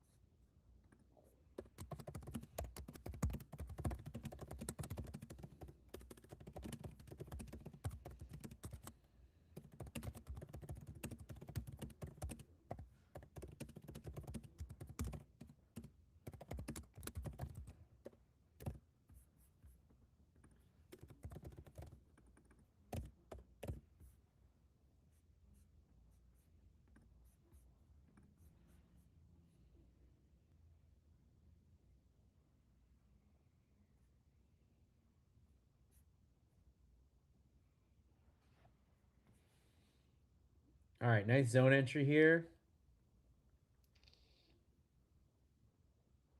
Can they save the puck along the boards? They sure can. Okay, now they can set up a little bit. Oh, Bolduc with the nice slap shot, but it rang wide and it flew down the ice.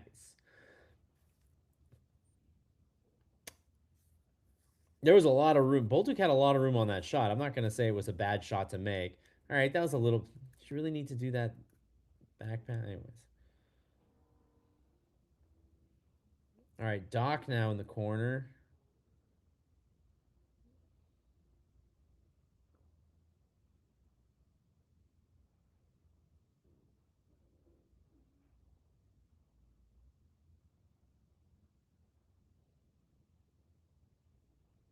Oh, really? The PP2 is really out of sorts right now, but they're still in the zone.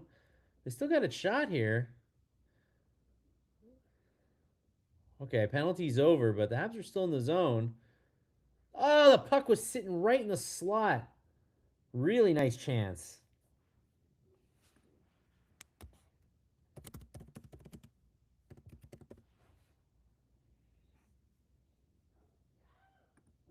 Back to 5-on-5, but that was a better power play. Kind of.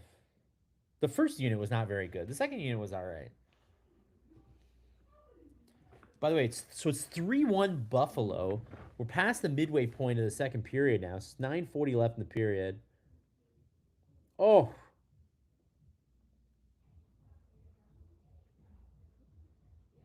Suzuki's got the puck. Oh, and he tried to feed Anderson in front. That was a really nice chance. Two chances there. Suzuki and Anderson teaming up.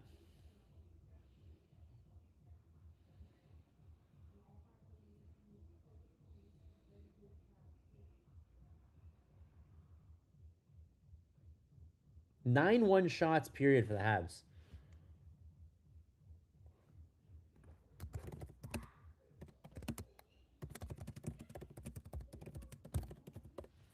Guys, the Habs are playing a good second period, man. They just have not connected yet. Well, they connected the one time, but not enough.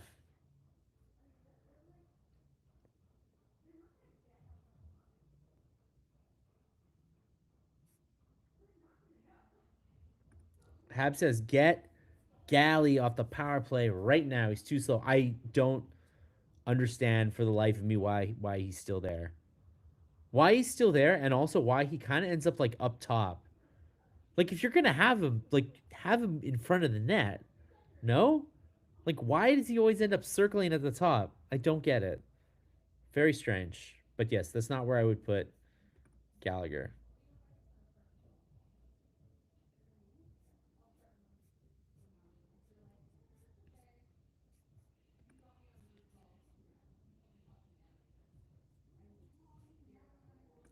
Bolduc is being replaced every other shift. Yeah, he was on the power play, but 5-on-5, definitely starting to see less and less of him. Rick Wood says, better second period. The third is ours. Well, they got to. Man, it's only 3-1. It's not like totally insurmountable, but they got to score the next goal, right? I know that's like a super cliched thing to say, but you and I both know that 4-1, they're packing it in. 3-2, there's anybody's ball game. Bob says, our PP hasn't been so good lately. Marty keeps putting the same guys out there. Try something else when it's not working, especially now that Doc is there. I mean, Doc is in there now.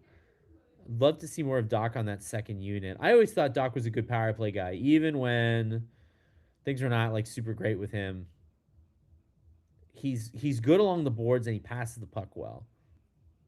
I think in that environment, when he's got a little bit of room, he can feather a pass.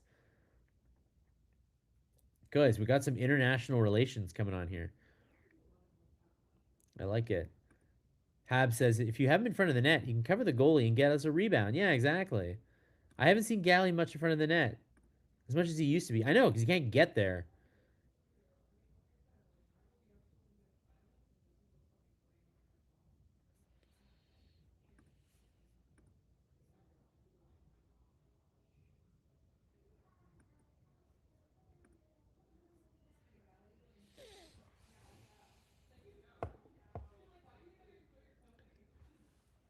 3-2. Anybody's game.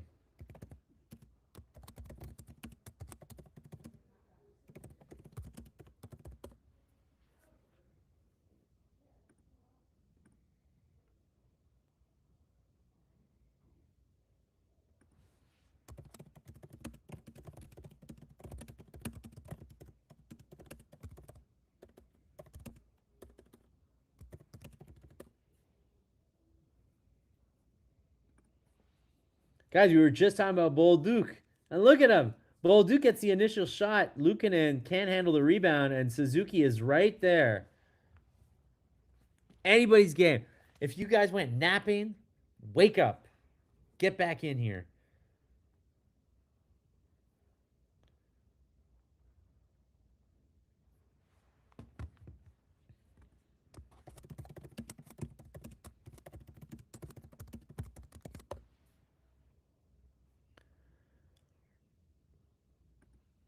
Lindy Ruff, yo, usually the Canadiens are the one that's getting their ass beat in the second period.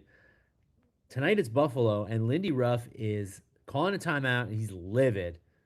That's not a good period for the Sabres, guys. You guys were all over the Habs in the first period, deservedly so. But you got to admit the Habs have come back the second period. They're playing well.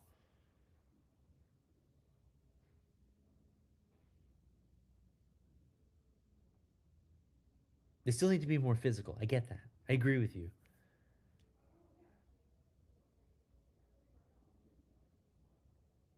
But any given night, they can still beat a lot of teams.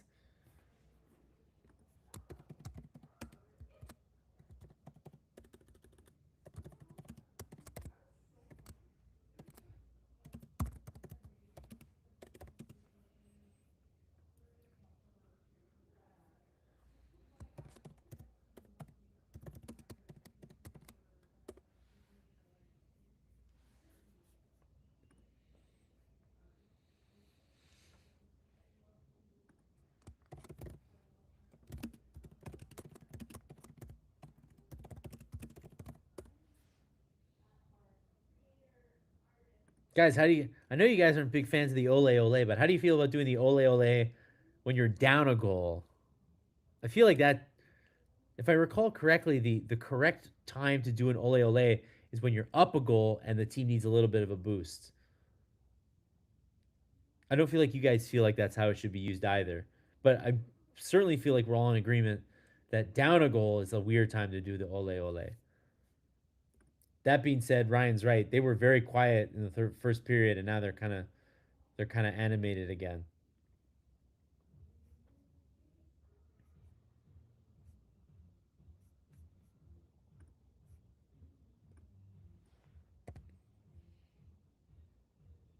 Oh, that was a nice save by Montembeau. Man, he gave up a fat rebound. I don't know how I feel about that one.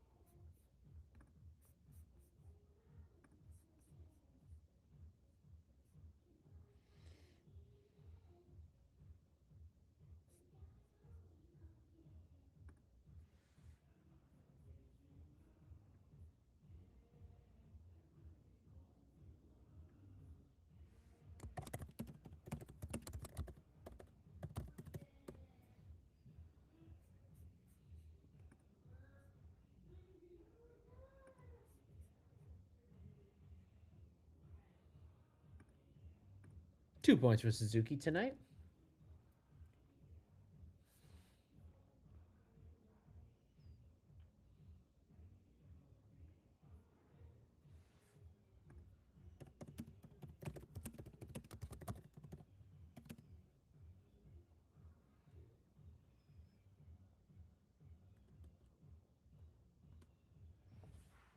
57 points on the season for Suzuki. On pace, I think, for another 90-point season. What do you got? You got 89 last year? That was the whole deal, right? Very curious to see what the ceiling is for this guy. Can he be the first Canadians player in 11 billion years since Matt's, I guess, to get 100 points?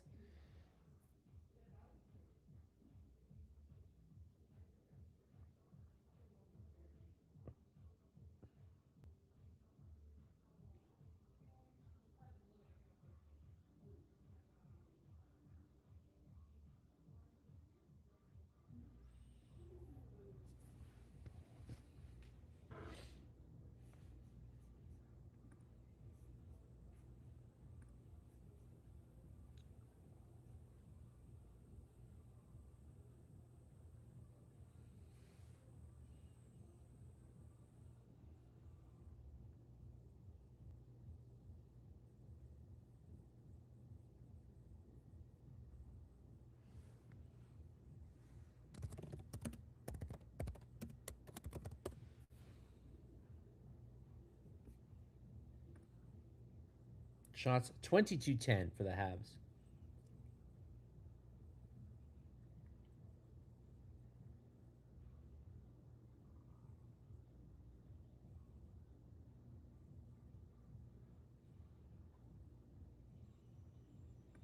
Rick Wood says Nick Suzuki will reach 125 points by 2031. Damn, that's an like a true accurate like in 2031, 125 points. I like the accuracy of your prediction. Not that it will come true, but I'm saying the specificity of the prediction. I said this Habs team is good at coming back. Yeah, I wish they would take the lead early though, because it is very stressful. It is possible for a comeback here. I mean, they're only down a goal now. This is a tight one now.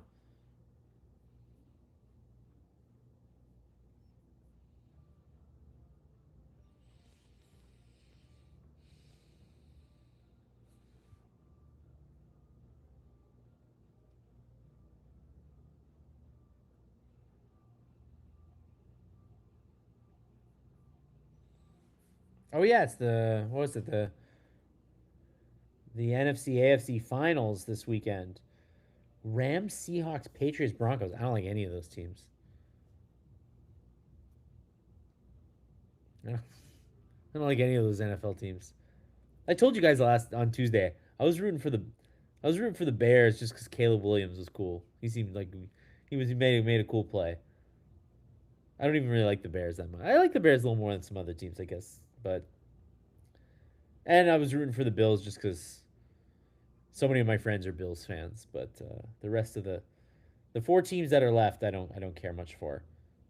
Oh man, Buffalo had a guy right on the doorstep with the puck, and Canadians left him wide open. They gonna keep leaving the guys wide open. They don't even know where the goddamn puck is. Get the puck out of there. Ay ay ay. And Montembeault just looks like he has no. Montembeault's back to being Montembeault tonight. All right, there we go.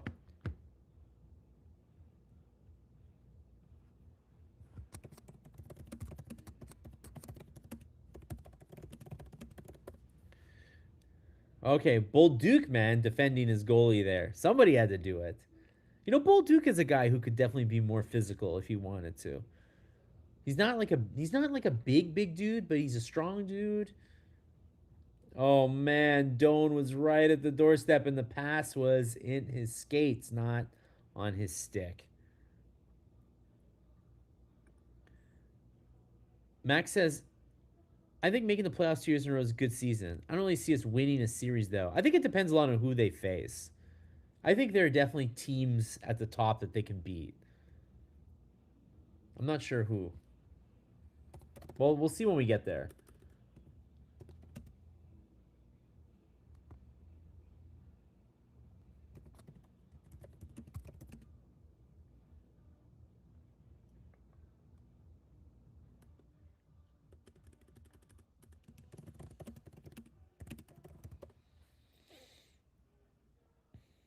All right, we got some 4-on-4 hockey coming up for 2 minutes. Hopefully, Habs can take advantage of some bigger ice. Bob says, "Oh my God, we looked bad in our end there. I know the puck was bouncing around and everybody was turning around and looking clueless. Montembeault had no idea. Yeah, here Montembeault was caught looking the other way. Ryan says, "Oh yeah."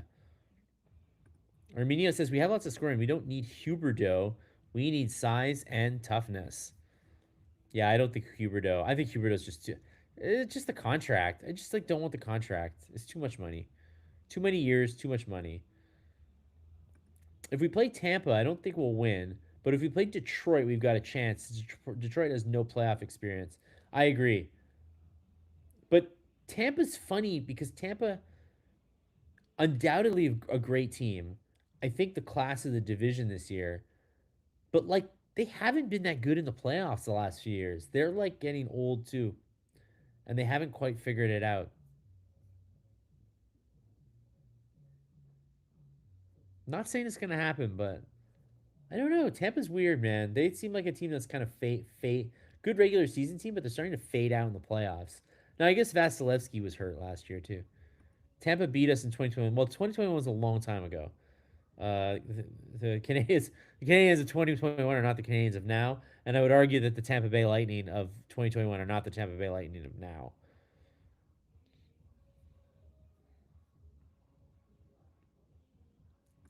Max says everyone says we need size and toughness, but where do we put them, and who goes? Well, Max, I think it's going to be like attrition, just like contracts are going to end and guys will leave. A bit like Dvorak last year, right? He was a useful player, but his contract was up and he left. Canadians have guys who, Line A will be gone at the end of the season. Newhook and Doc, who knows what their contract situations are going to be like. Um, Valeno and Blair in 1 year deals. Oh, Evans was in front of the net. Didn't realize the puck was right there. Luukkonen hadn't actually covered it up. Nice chance there. Um, so there's just a lot of attrition. Guys won't be back. And over time just guys get kind of gradually replaced. So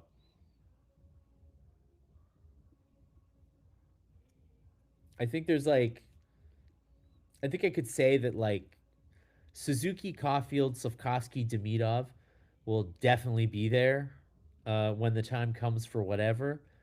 Everybody else is kind of like you never know. You never know what might happen.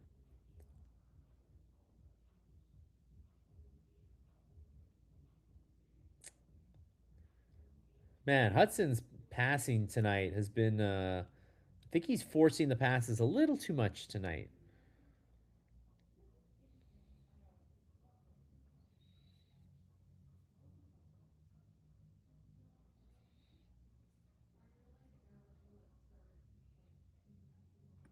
Hab should go for Alex Tuck, Luke Tuck's brother.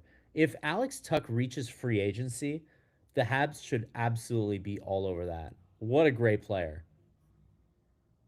But he's from there, and now I feel like under new management, maybe they've got a chance to keep him. I think under old management, he wouldn't have stayed, but under new management, I think there's a possibility he stays. But yes, Tuck would be awesome.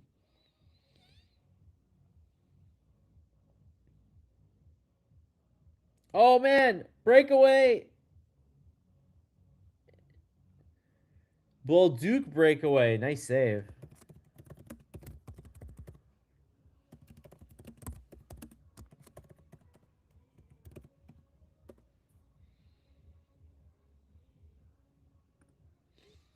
Man, a very nice breakaway by Bolduc. I think it was the pass by Demidov, too. Hey, Bolduc's having a good night tonight. He needed one. Alex Tuck is a guy that every team needs, honestly. Alex Tuck is just like, he's a power horse. We talk about Anderson being a power horse. Alex Tuck's a real power horse. Bob says, Jets need to retool the team. Time to go for Kyle Connor. I would love Kyle Connor. I just don't feel like the Jets are. I know they're having an awful season. I just don't see them being the type of organization that would trade veterans like that. I think they're just going to go down with the ship.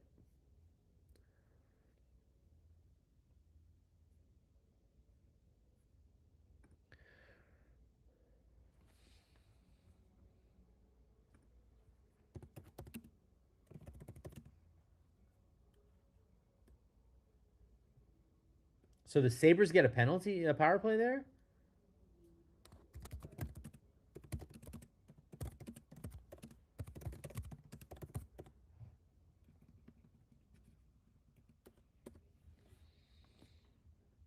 So I'm not really sure how the Sabres ended up with a power play there, but they did.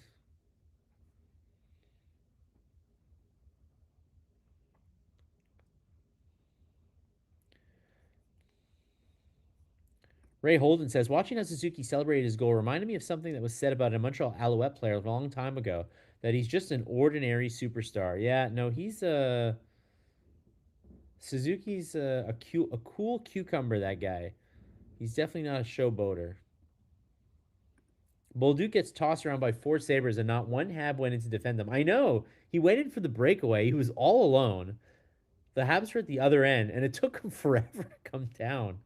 and defend. Finally, like Slavkovsky. I mean, Slavkovsky's got four guys dragging him in there too. Very strange play, but I think Bolduc was just so far ahead of the play that it took the Habs guys took their sweet time getting down there to defend their teammate. But unfortunately, this ends with a Sabres power play with 3:05 to go, up a goal, shots 24-10.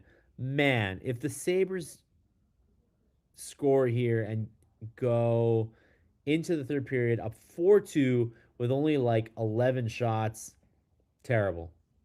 That would really be just a real gut punch for a team that's played quite well so far. The Habs had a great period.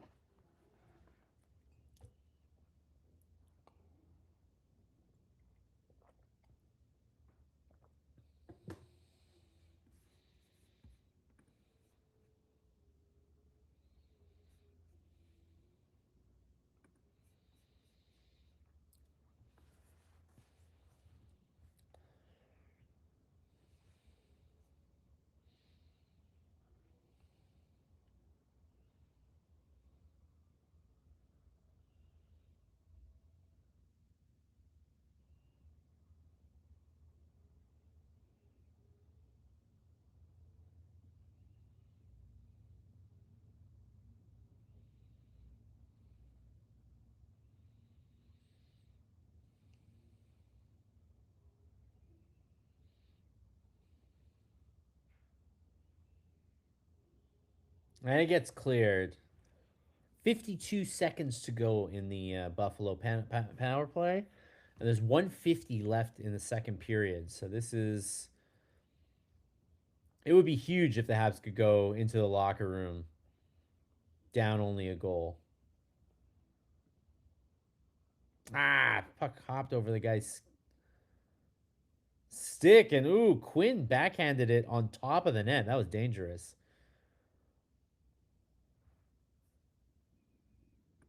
Oh no, Boko, 4 match points and blew it. Rick Wood says this is when the Habs should start a fight. They can't get anyone off the ice. A fight will motivate the team and settle the Sabres. Well, it's power play right now, so they can't. You can't fight it. Well, you can't fight on a power play, but you will not find a taker on a power play.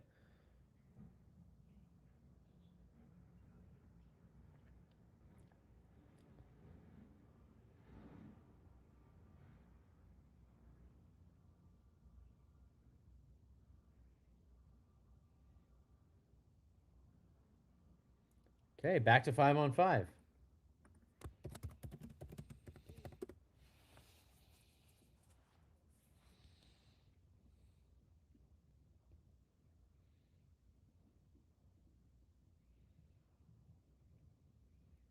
One last rush with 30 seconds.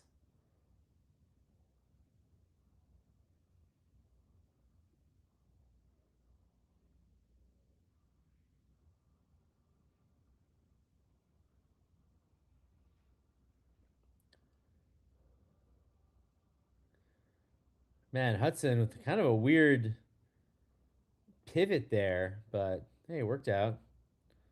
All right, that's going to be it.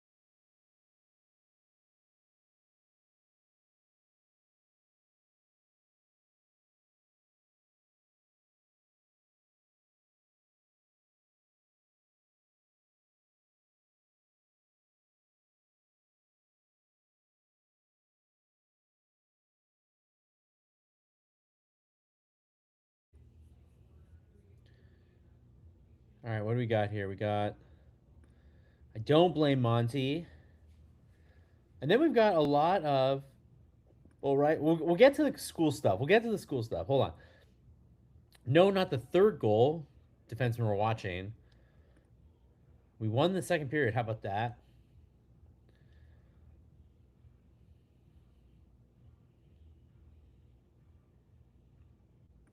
Considering Marner, wow, Marner was booed in Vegas by Leafs fans. Tomorrow should be worse in Toronto. Always going to get booed. Big time.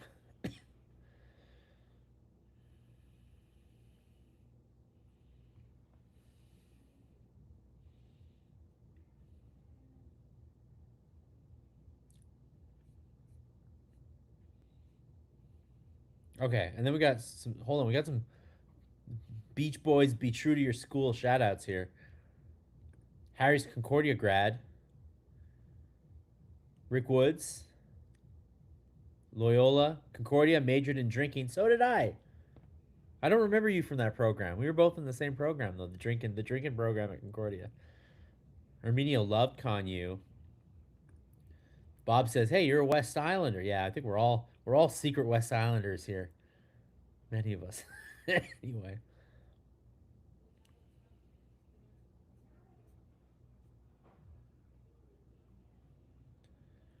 Derek says mostly Loyola campus, but some comp science classes at the SG building. Loyola is so different now. I know. I lived in that neighborhood also. After I graduated, continued to live in that neighborhood for a very long time. Karen Rooney's out in the townships. Oh, beautiful. I love the townships. Let me know if you guys are a townships or a Laurentians. I feel like you got to be one or the other. I'm team townships all the way.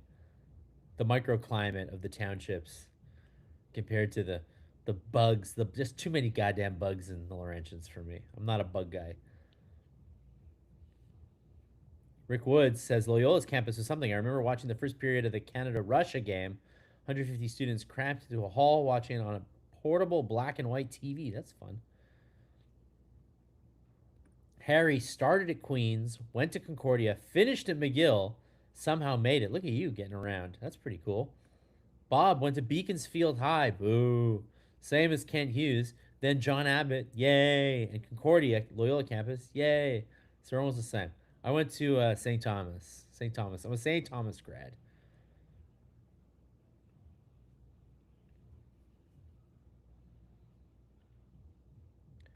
Harry went to John Abbott in 73, 74.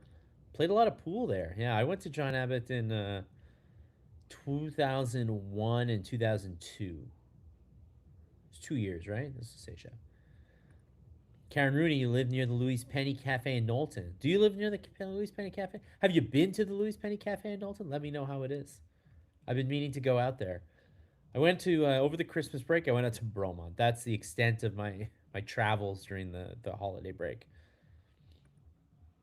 Bob was a John Abbott College 71 73. Did you guys ever play? Did you guys curl at the Red Barn? I curled at the Red Barn.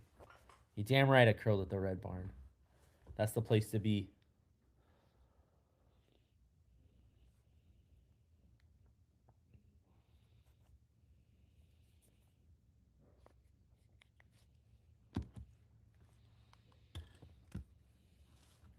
Karen Rooney's still going to school. Started in 1988. That is you're Karen. You're living the dream. You know that, right?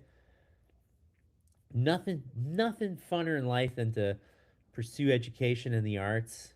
If you can do it, do it. There's nothing better in life than that. Who needs the grind? Learning, learning is where it's at. I love it. I wish I could do that. Back to hockey. Darcy Barnes says, "Don't play Montembeau. Defensive errors are the reason we are down."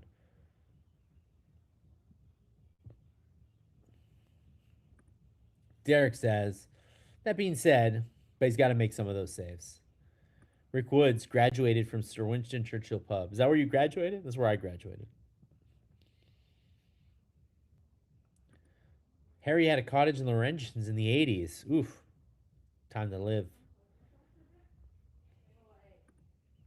Bob did not play at the Red, did not curl at the Red Barn, but drank a lot of fills. Yo, we got a Pierrefonds comprehensive shout out. Shout out PCHS. Do we got any John Rennies in here? Do we got any John Rennies? Do we got any Lindsay Place? Nah, no Lindsay Place. Fuck that. Riverdale? We got a Riverdale? BHS we already shouted out. Do we got Loyola High School? Anybody go to Royal West? We got a Royal West shout out in here? No Royal West, eh? Royal West people are too busy, I don't know,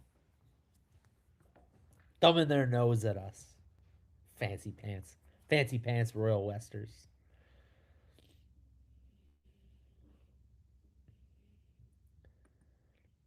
Ken Rooney doesn't drink. Hates the Laurentians. That's fair. The Laurentians are, as I said, too many bugs. Too many bugs in the Laurentians for me. Too much mud. A lot of mud in the Laurentians. We do get a Riverdale shout outs. Okay. All right. Shout out Riverdale. I hear you, Riverdale.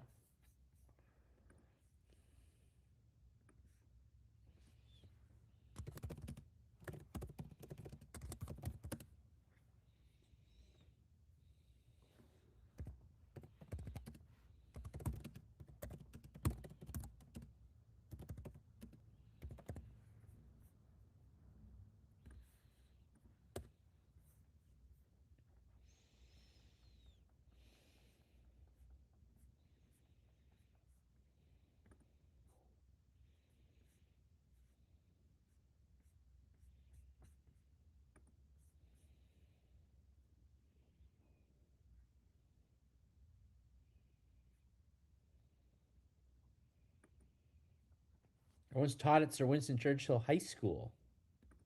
Oh, we got another Riverdale shout out.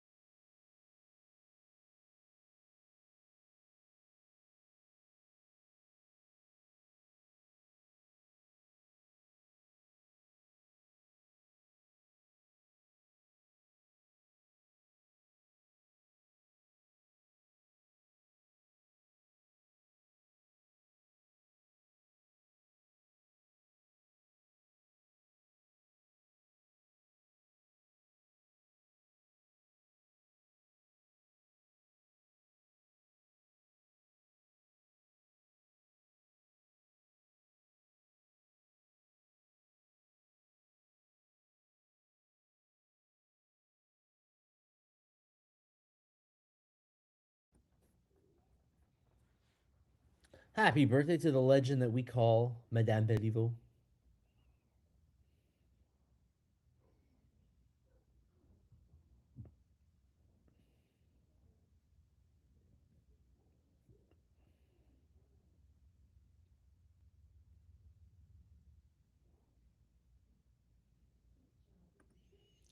Shout out Riverdale. Me too ate lunch at Harvey's and partied at the back river.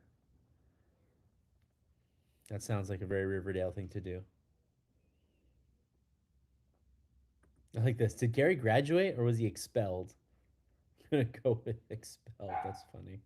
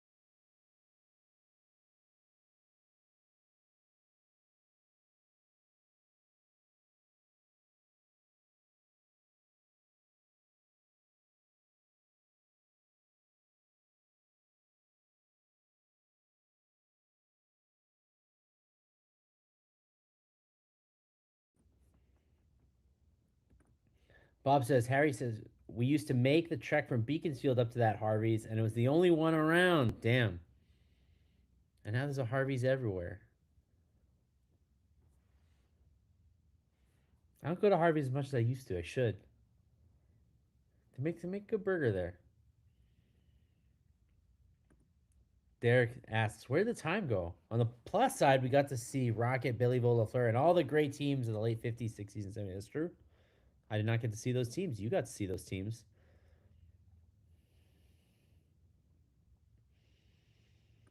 Harry says 50 cents could get you a nice hamburger or a pack of players from the cigarette machine. Yeah.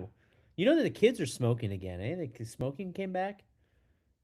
The young people are smoking again. It's back in style. I think because everything else is so. Cigarettes got really expensive for a while, but now everything else is expensive. So it's just like, all right, whatever. Let's go back to smoking. They would go to Riverdale in 70 to 74.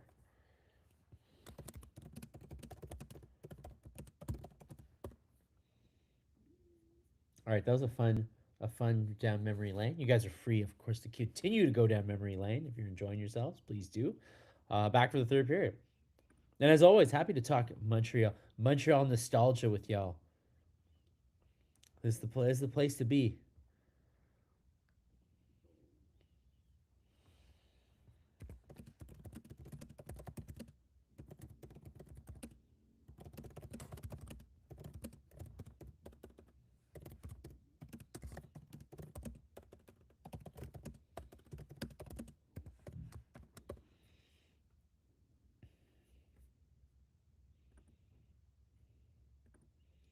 16 from behind victories for the Habs this year. Will tonight be number 17? You tell me what you think. Because we are back. Third period is on. Game is going. Karen starts smoking at 50. All right, so I still got a couple of years until I can get started. Ugh, my lungs are already terrible.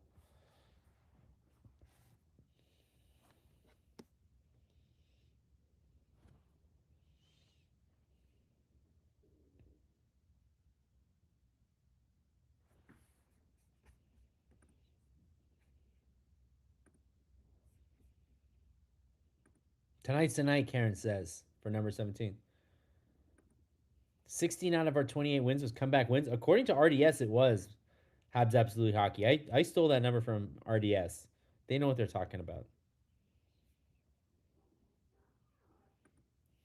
Bob says, hey, if Monty can keep us in, there's a chance.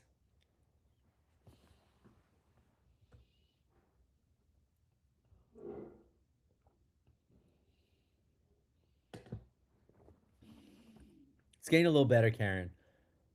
I will say I was on a video shoot today in the forest, and I got my socks very wet, and I was in wet socks for like 2 hours today. So I'm worried that I'm gonna get.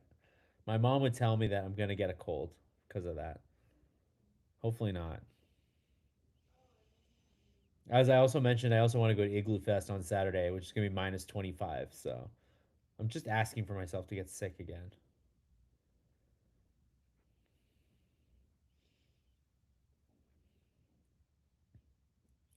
Pimp Fash says dinner was great. Oh, what'd you have for dinner?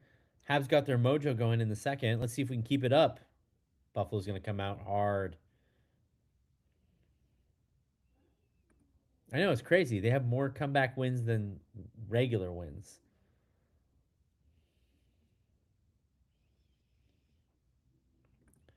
Does the mini count as a comeback win? Well, they're all come from behind wins. So if mini took a lead, and I believe they were up 2-1 at one point, they did score the first goal. I mean, whatever comeback. They were down and then they came back. It could be any type, any type.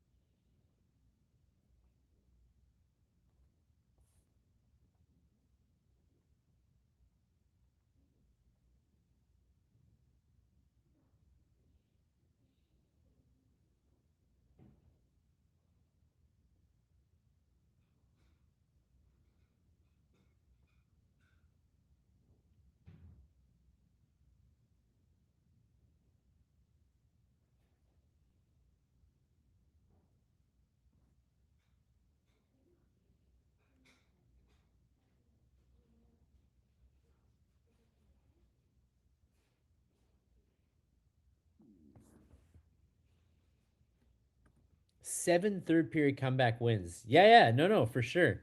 The 16 has come from behind at like any time. So 16 wins is like they did not score first, basically, or the other team had a lead. But yeah, seven third period comebacks this year. That's crazy. Struble on the ice in a close game is scary. I gotta tell you guys, I told you this the first time. I think putting Hudson and Struble together is such a huge mistake. They're so bad together. I don't get it. Like Hudson all of a sudden is like making bad passes and forcing passes where they don't belong. And it's I think it's literally just because I don't know, when he's with Struble, it doesn't work.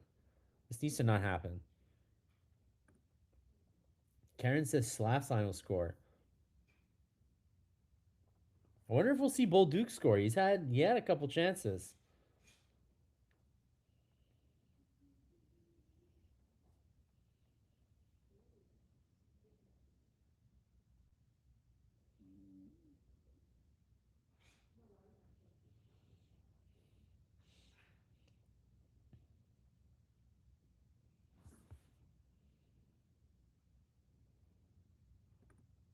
I agree. I thought Hudson and Carey looked great together.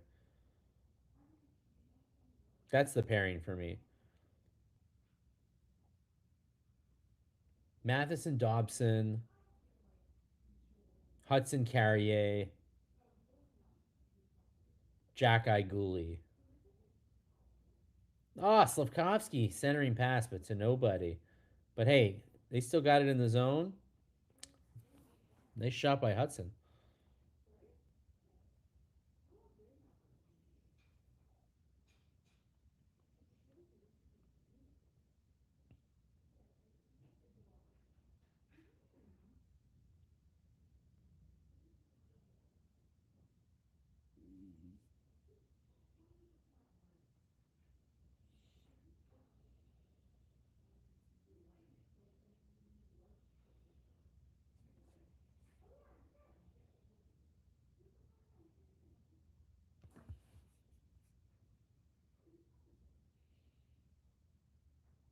Oh, Hudson, man. Cross crease pass, and Anderson, second time tonight. Anderson is right there.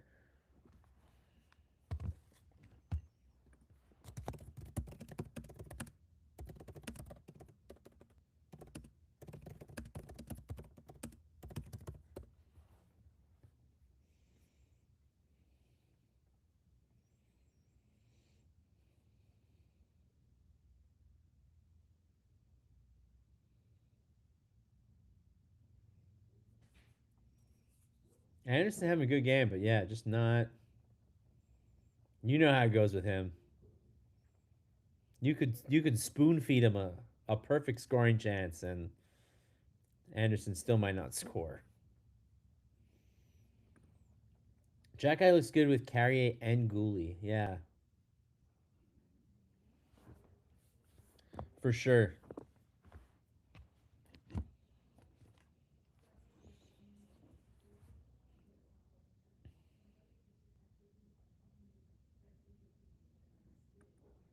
That penalty that Foligno did to himself made worldwide clips of what the F. That's funny.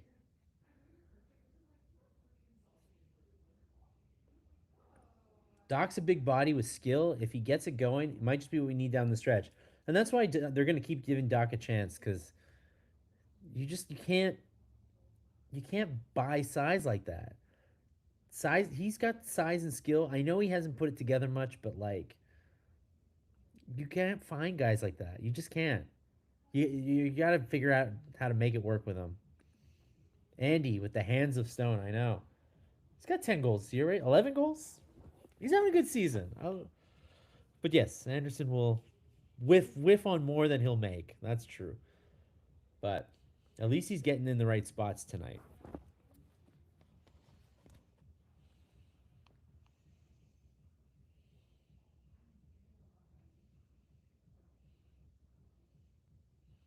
All right, Buffalo's setting up very nicely here.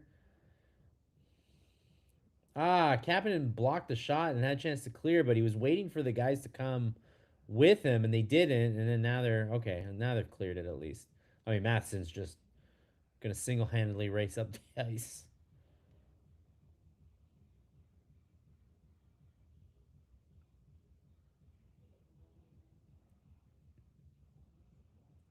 Man, Gooley trying to split the D there. He did a good job. Yeah, no kidding. Sabres guy was hacking. Uslan was hacking away at Gooley.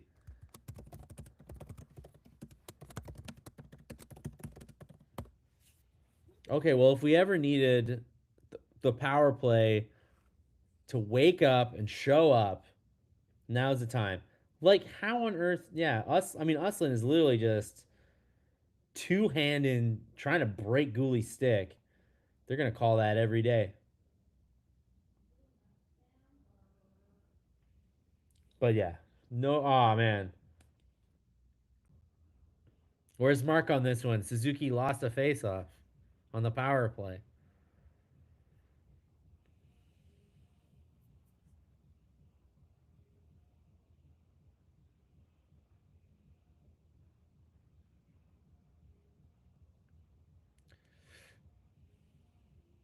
Okay, now they're settled. Oh, big slot shot, Slavkovsky.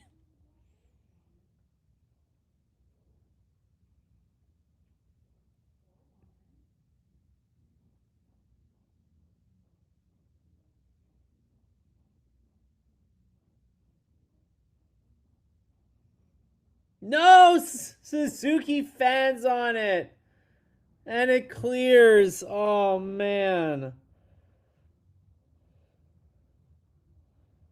All right, Hudson gives it right back in though. The passes are not sharp on this power play. So Slavkovsky just tries to shoot one, and it goes wide, but it goes back to Hudson at the point.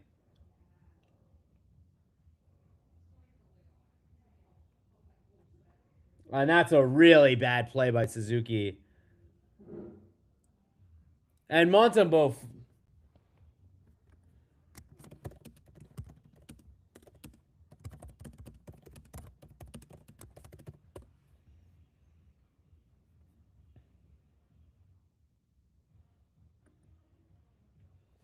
Hudson's going to take a slash penalty, and that's going to end the power play. But man, Montembeau.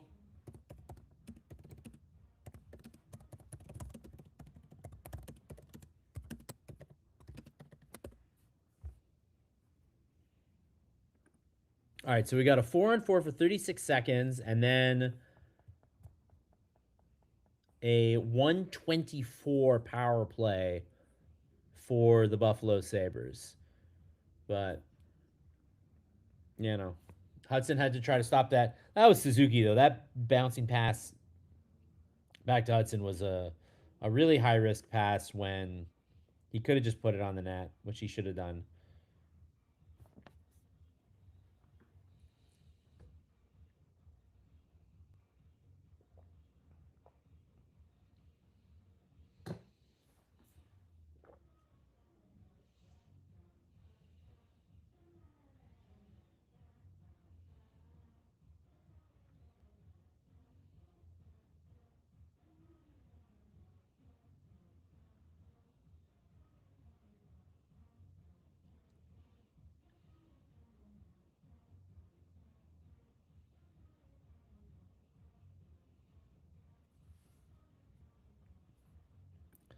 Man, you guys are feeling like that was not a penalty? Weak call we're hearing. Didn't touch the guy. Another phantom call? I'll have to look at the replay on that one. Pimfash says, our PP sucks. Just a little bit of pressure, and we panic and make dumb plays. Just fire it in and go for the rebound. I think Suzuki's pass was very high risk, and, well, now it costs him. Now Buffalo has a power play.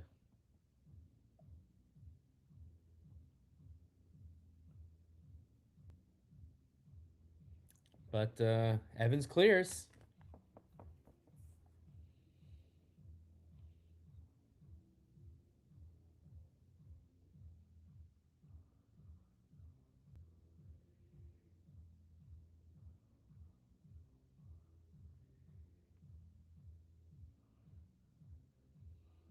In the slot.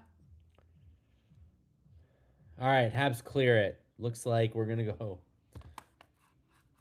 Back to 5-on-5. Yeah, a month ago our power play was fourth, dropping like a stone lately. I just feel like Marty's done a lot of did a lot of weird tinkering in the last month, and they kind of got away from what was making them good, which is Demidov passing to people.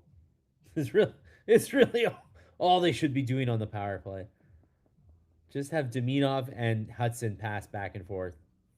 I think is really what ought to be done.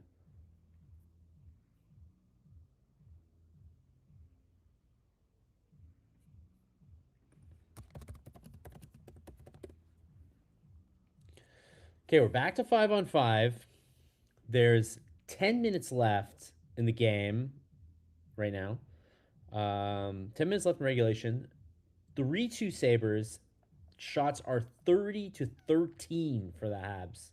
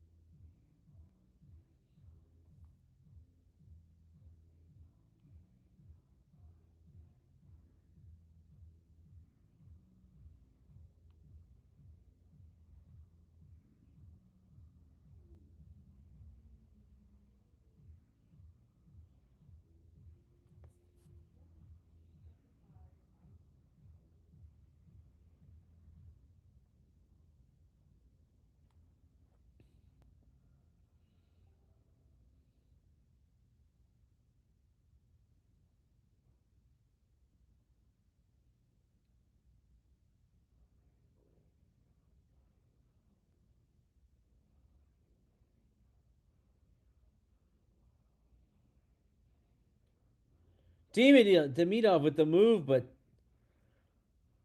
power, man. He hung in there. That was really nice.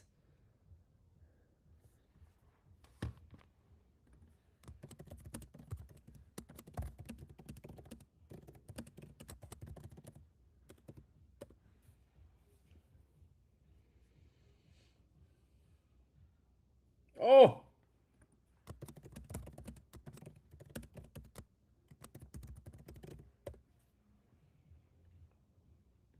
Second big save by Montembeault this period, man. Montembeault is up to 12 saves on the night. So statistically, it's not going to be the greatest night he's ever had, but he is so far keeping this a 1-goal game. And you guys were talking earlier about how he needs to make the big saves. Well, he's made it's not enough to justify anything, but he's made two big ones anyway. Oh, Veleno with a nice little chance off the rush. Can the fourth line get something done? Oh, a nice shot through traffic.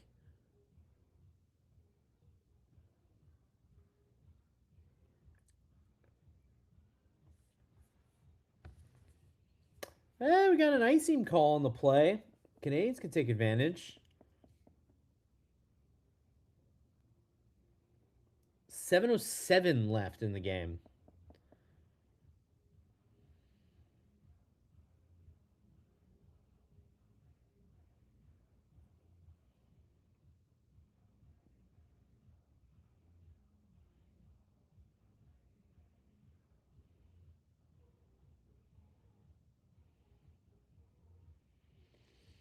And Suzuki wins a big offensive zone faceoff, but puck does end up back with Buffalo. It was not a clean win, that's for sure.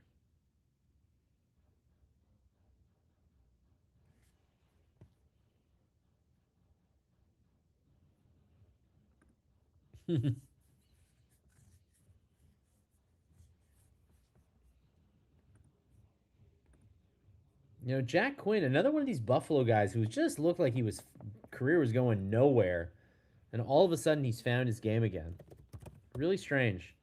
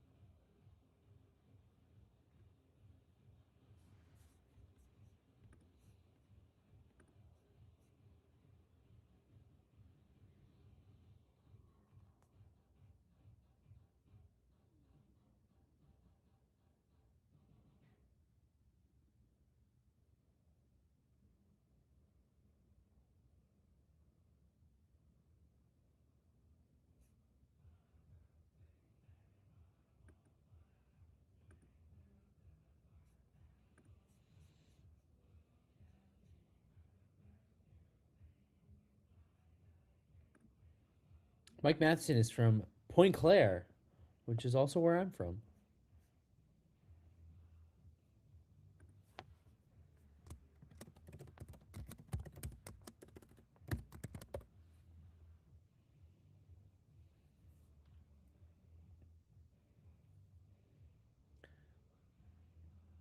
All right, Habs settling once again in the offensive zone.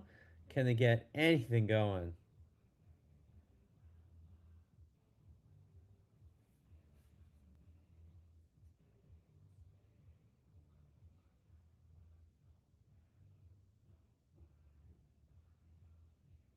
Oh, nice redirect attempt in front. Oh, Gallagher, man, had a nice chance there on the wraparound, but lost the handle emerging from behind the net. All right, we got 5:30 to go in the third period. Still 3-2 Buffalo.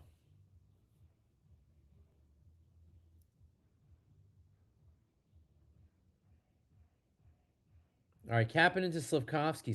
Slavkovsky takes it into the corner and just bounces off, but Carrier with a nice shot. Kapanen was in front of the net looking for something. Looking for some kind of rebound.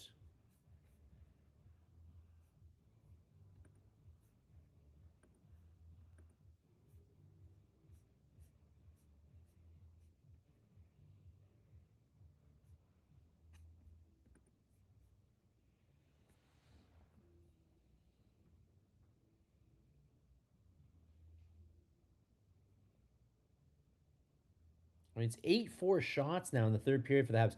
Habs are out shooting the Sabres since the start of the second period.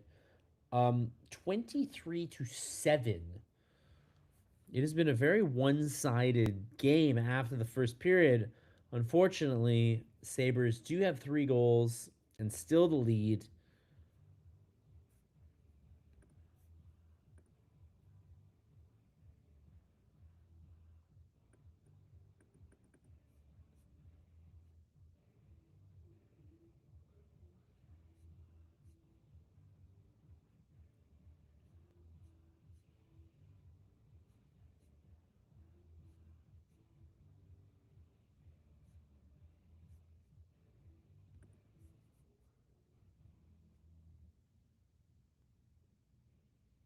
Hey, Baboko wins. Very nice.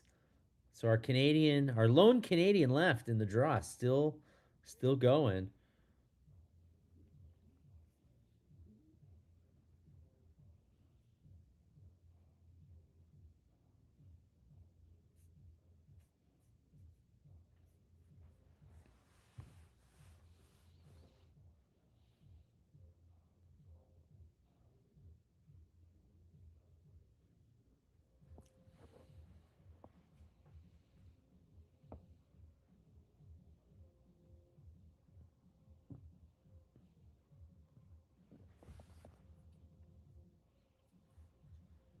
All right, 5 minutes ago, offensive zone faceoff. Kapanen's taking it.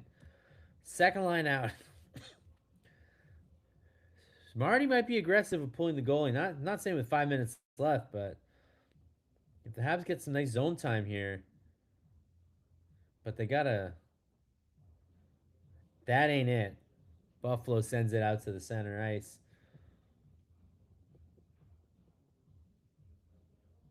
Well, Dobson and Hudson are now playing, so I think Strubal's night is hopefully over.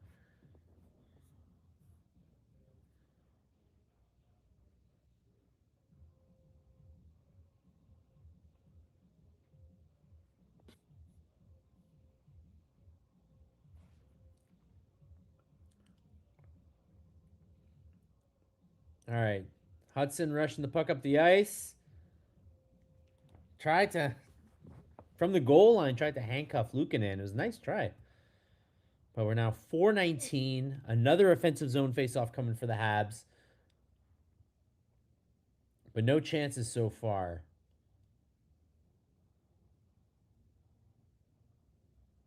He was definitely trying to get a rebound from Luukkonen. Luukkonen gave him a look like, yeah, it's not going to happen. He's had a good night, the Buffalo goalie.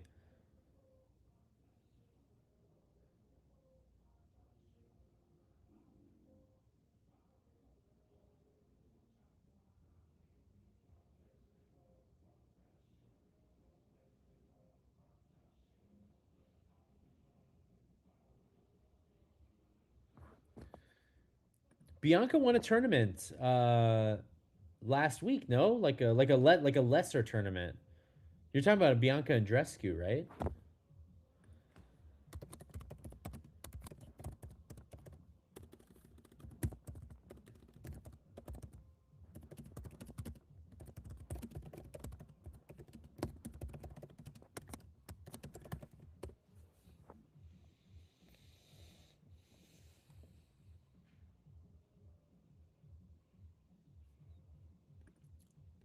Patrick Waugh would pull the goalie. He sure would.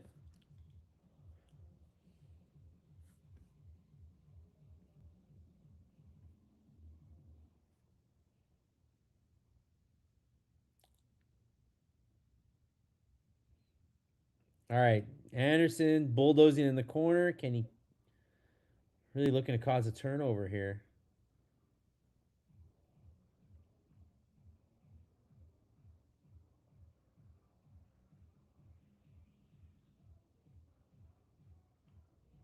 Sabres dumped the puck, looking for nearly iced it, but they ended up unfortunately putting it on net. So we keep going. Doc off the rush with kind of a weird. He's got a weird release on that one, but come on, Doc. You got to be a little harder on the boards there.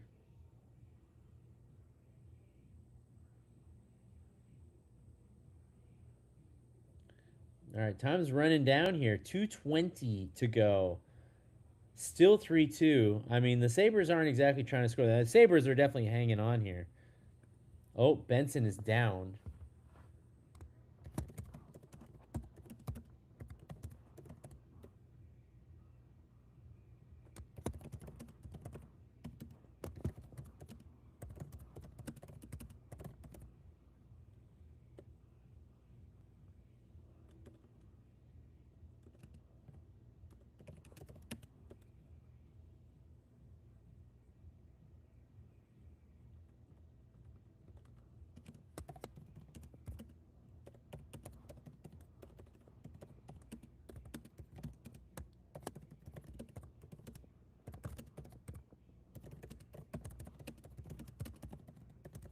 Kind of a strange play. So Bull Duke was kind of bracing himself from his own hit that he got into, and then kind of jumped in the air, and then Bull Duke kind of skated, or then Benson kind of skated into him, and then Bull Duke caught him with the elbow. But I can't say that it's like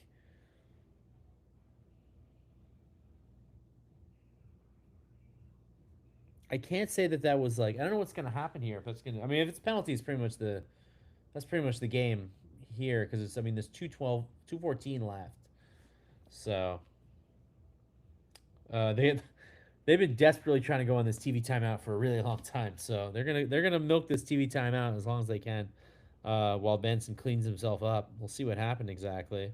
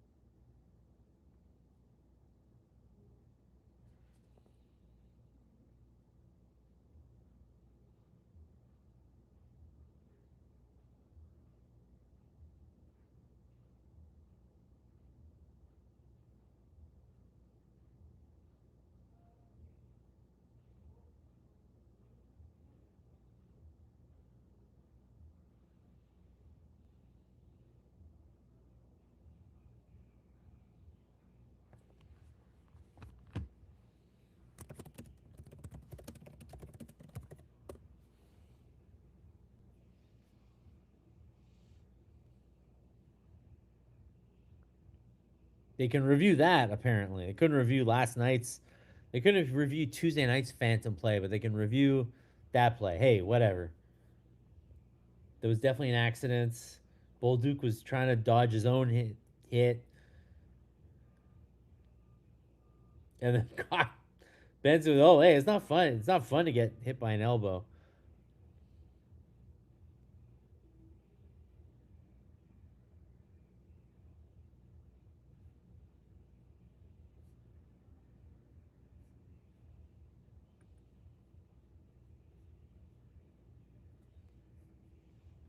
Yeah, right? They can't check a phantom call, but they can check an elbow on Benson. Very strange.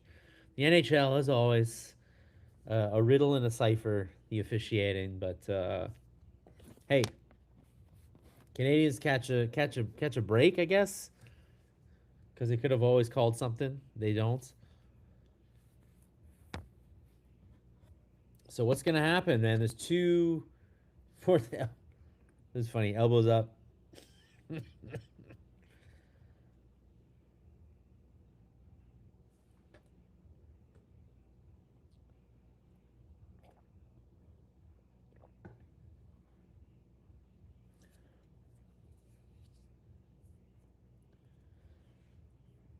So center ice face off with 2:14 to go in the third period. Montembeau is 1 foot out the door to go to the bench for an extra skater. Habs are just going to look to get it deep. Face off is in center ice, but it's like a little closer to the Habs zone. So the Habs will need to get the puck down the ice. Exactly, a riddle and a cipher wrapped in an enigma is the NHL officiating rules. All right, the Sabres get it deep, but the Habs get the puck back with 2:05 to go. And a stretch pass gets. I mean, I feel like that's going to be offside anyway, but it might behoove them to just let the puck leave the zone. There you go. Okay, now Hudson's got it. Habs get it deep. Montembeau gets off the ice. There's an extra skater. There's 138 to go. Do the Habs have a little more magic left in them?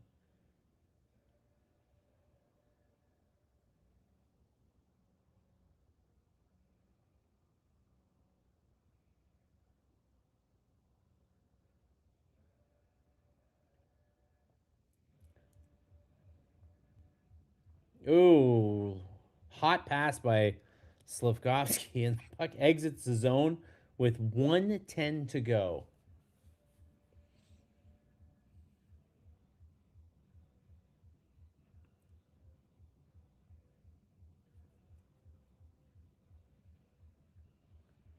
I got the triangle going down low.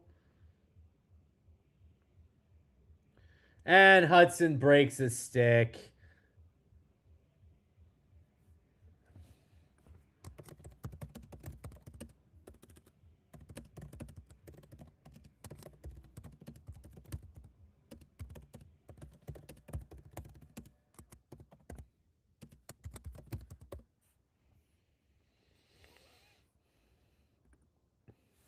Well, it wasn't Mike Matheson with the broken stick this time. It's always been Mike Matheson with the broken stick. Tonight, Lane Hudson had the game on his stick in more ways than one.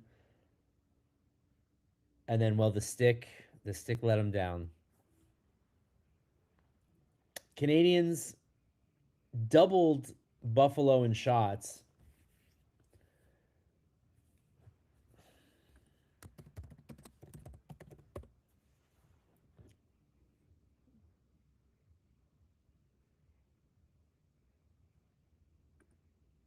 I said 4-2 Habs though. I was wrong. I got the the score right, but the team wrong. Sabres have had our number for 30 years. And that being said, they haven't made the playoffs in 14 years. So I don't know. But playoffs always play them tough. Hey, Rasmus Dahlin is really like laboring on the bench right now. I do not know what happened to him, but he does not look happy.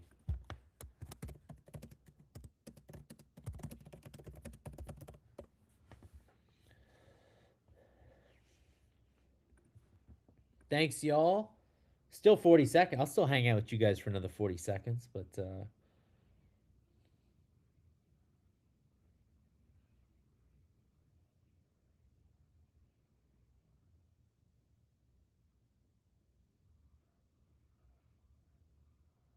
All right, Montebo goes again.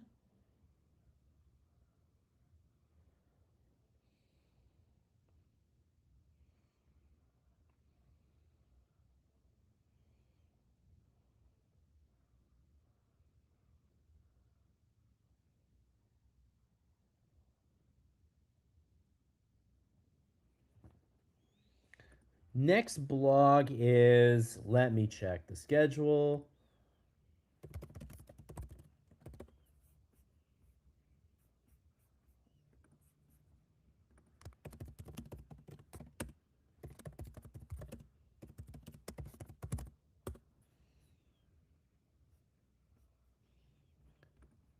Next blog is Tuesday versus Vegas. I'll be back for that.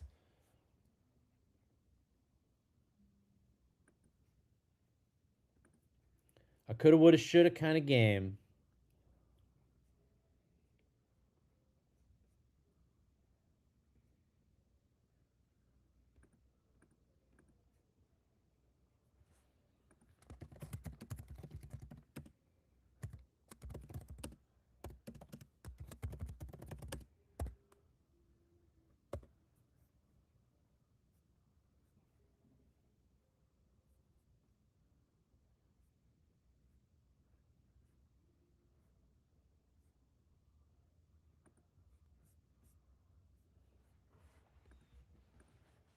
Bomber, y'all. Well, so I'll see you guys on Tuesday. Tuesday will be the next one.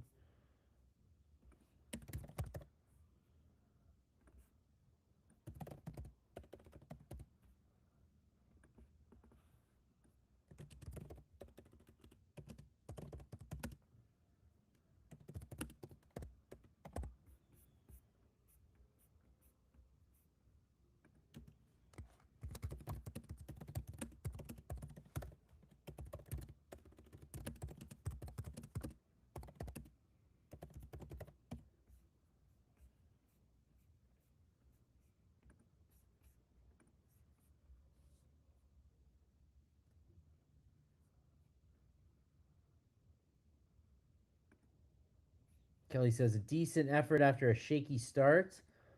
Pimfash is a little harder on him. Tumble down the division continues. Other teams want it more.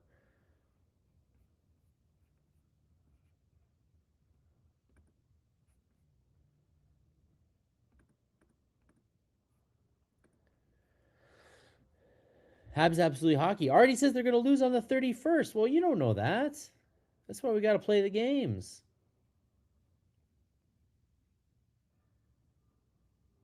Mark says Lindy Ruff is better than Marty St. Louis. I don't know about that. Guys, I know the Sabres beat the Habs twice now, and the Sabres look real good. But these Sabres are like a new exciting Sabres. These are not the regular Sabres that we've been watching. So I don't know how for real these Sabres are. I'm not ready to anoint the Sabres anything. They're still the team that haven't made the playoffs in 14 years. They look really good right now. I'm not going to deny that, but I'm not ready to anoint them.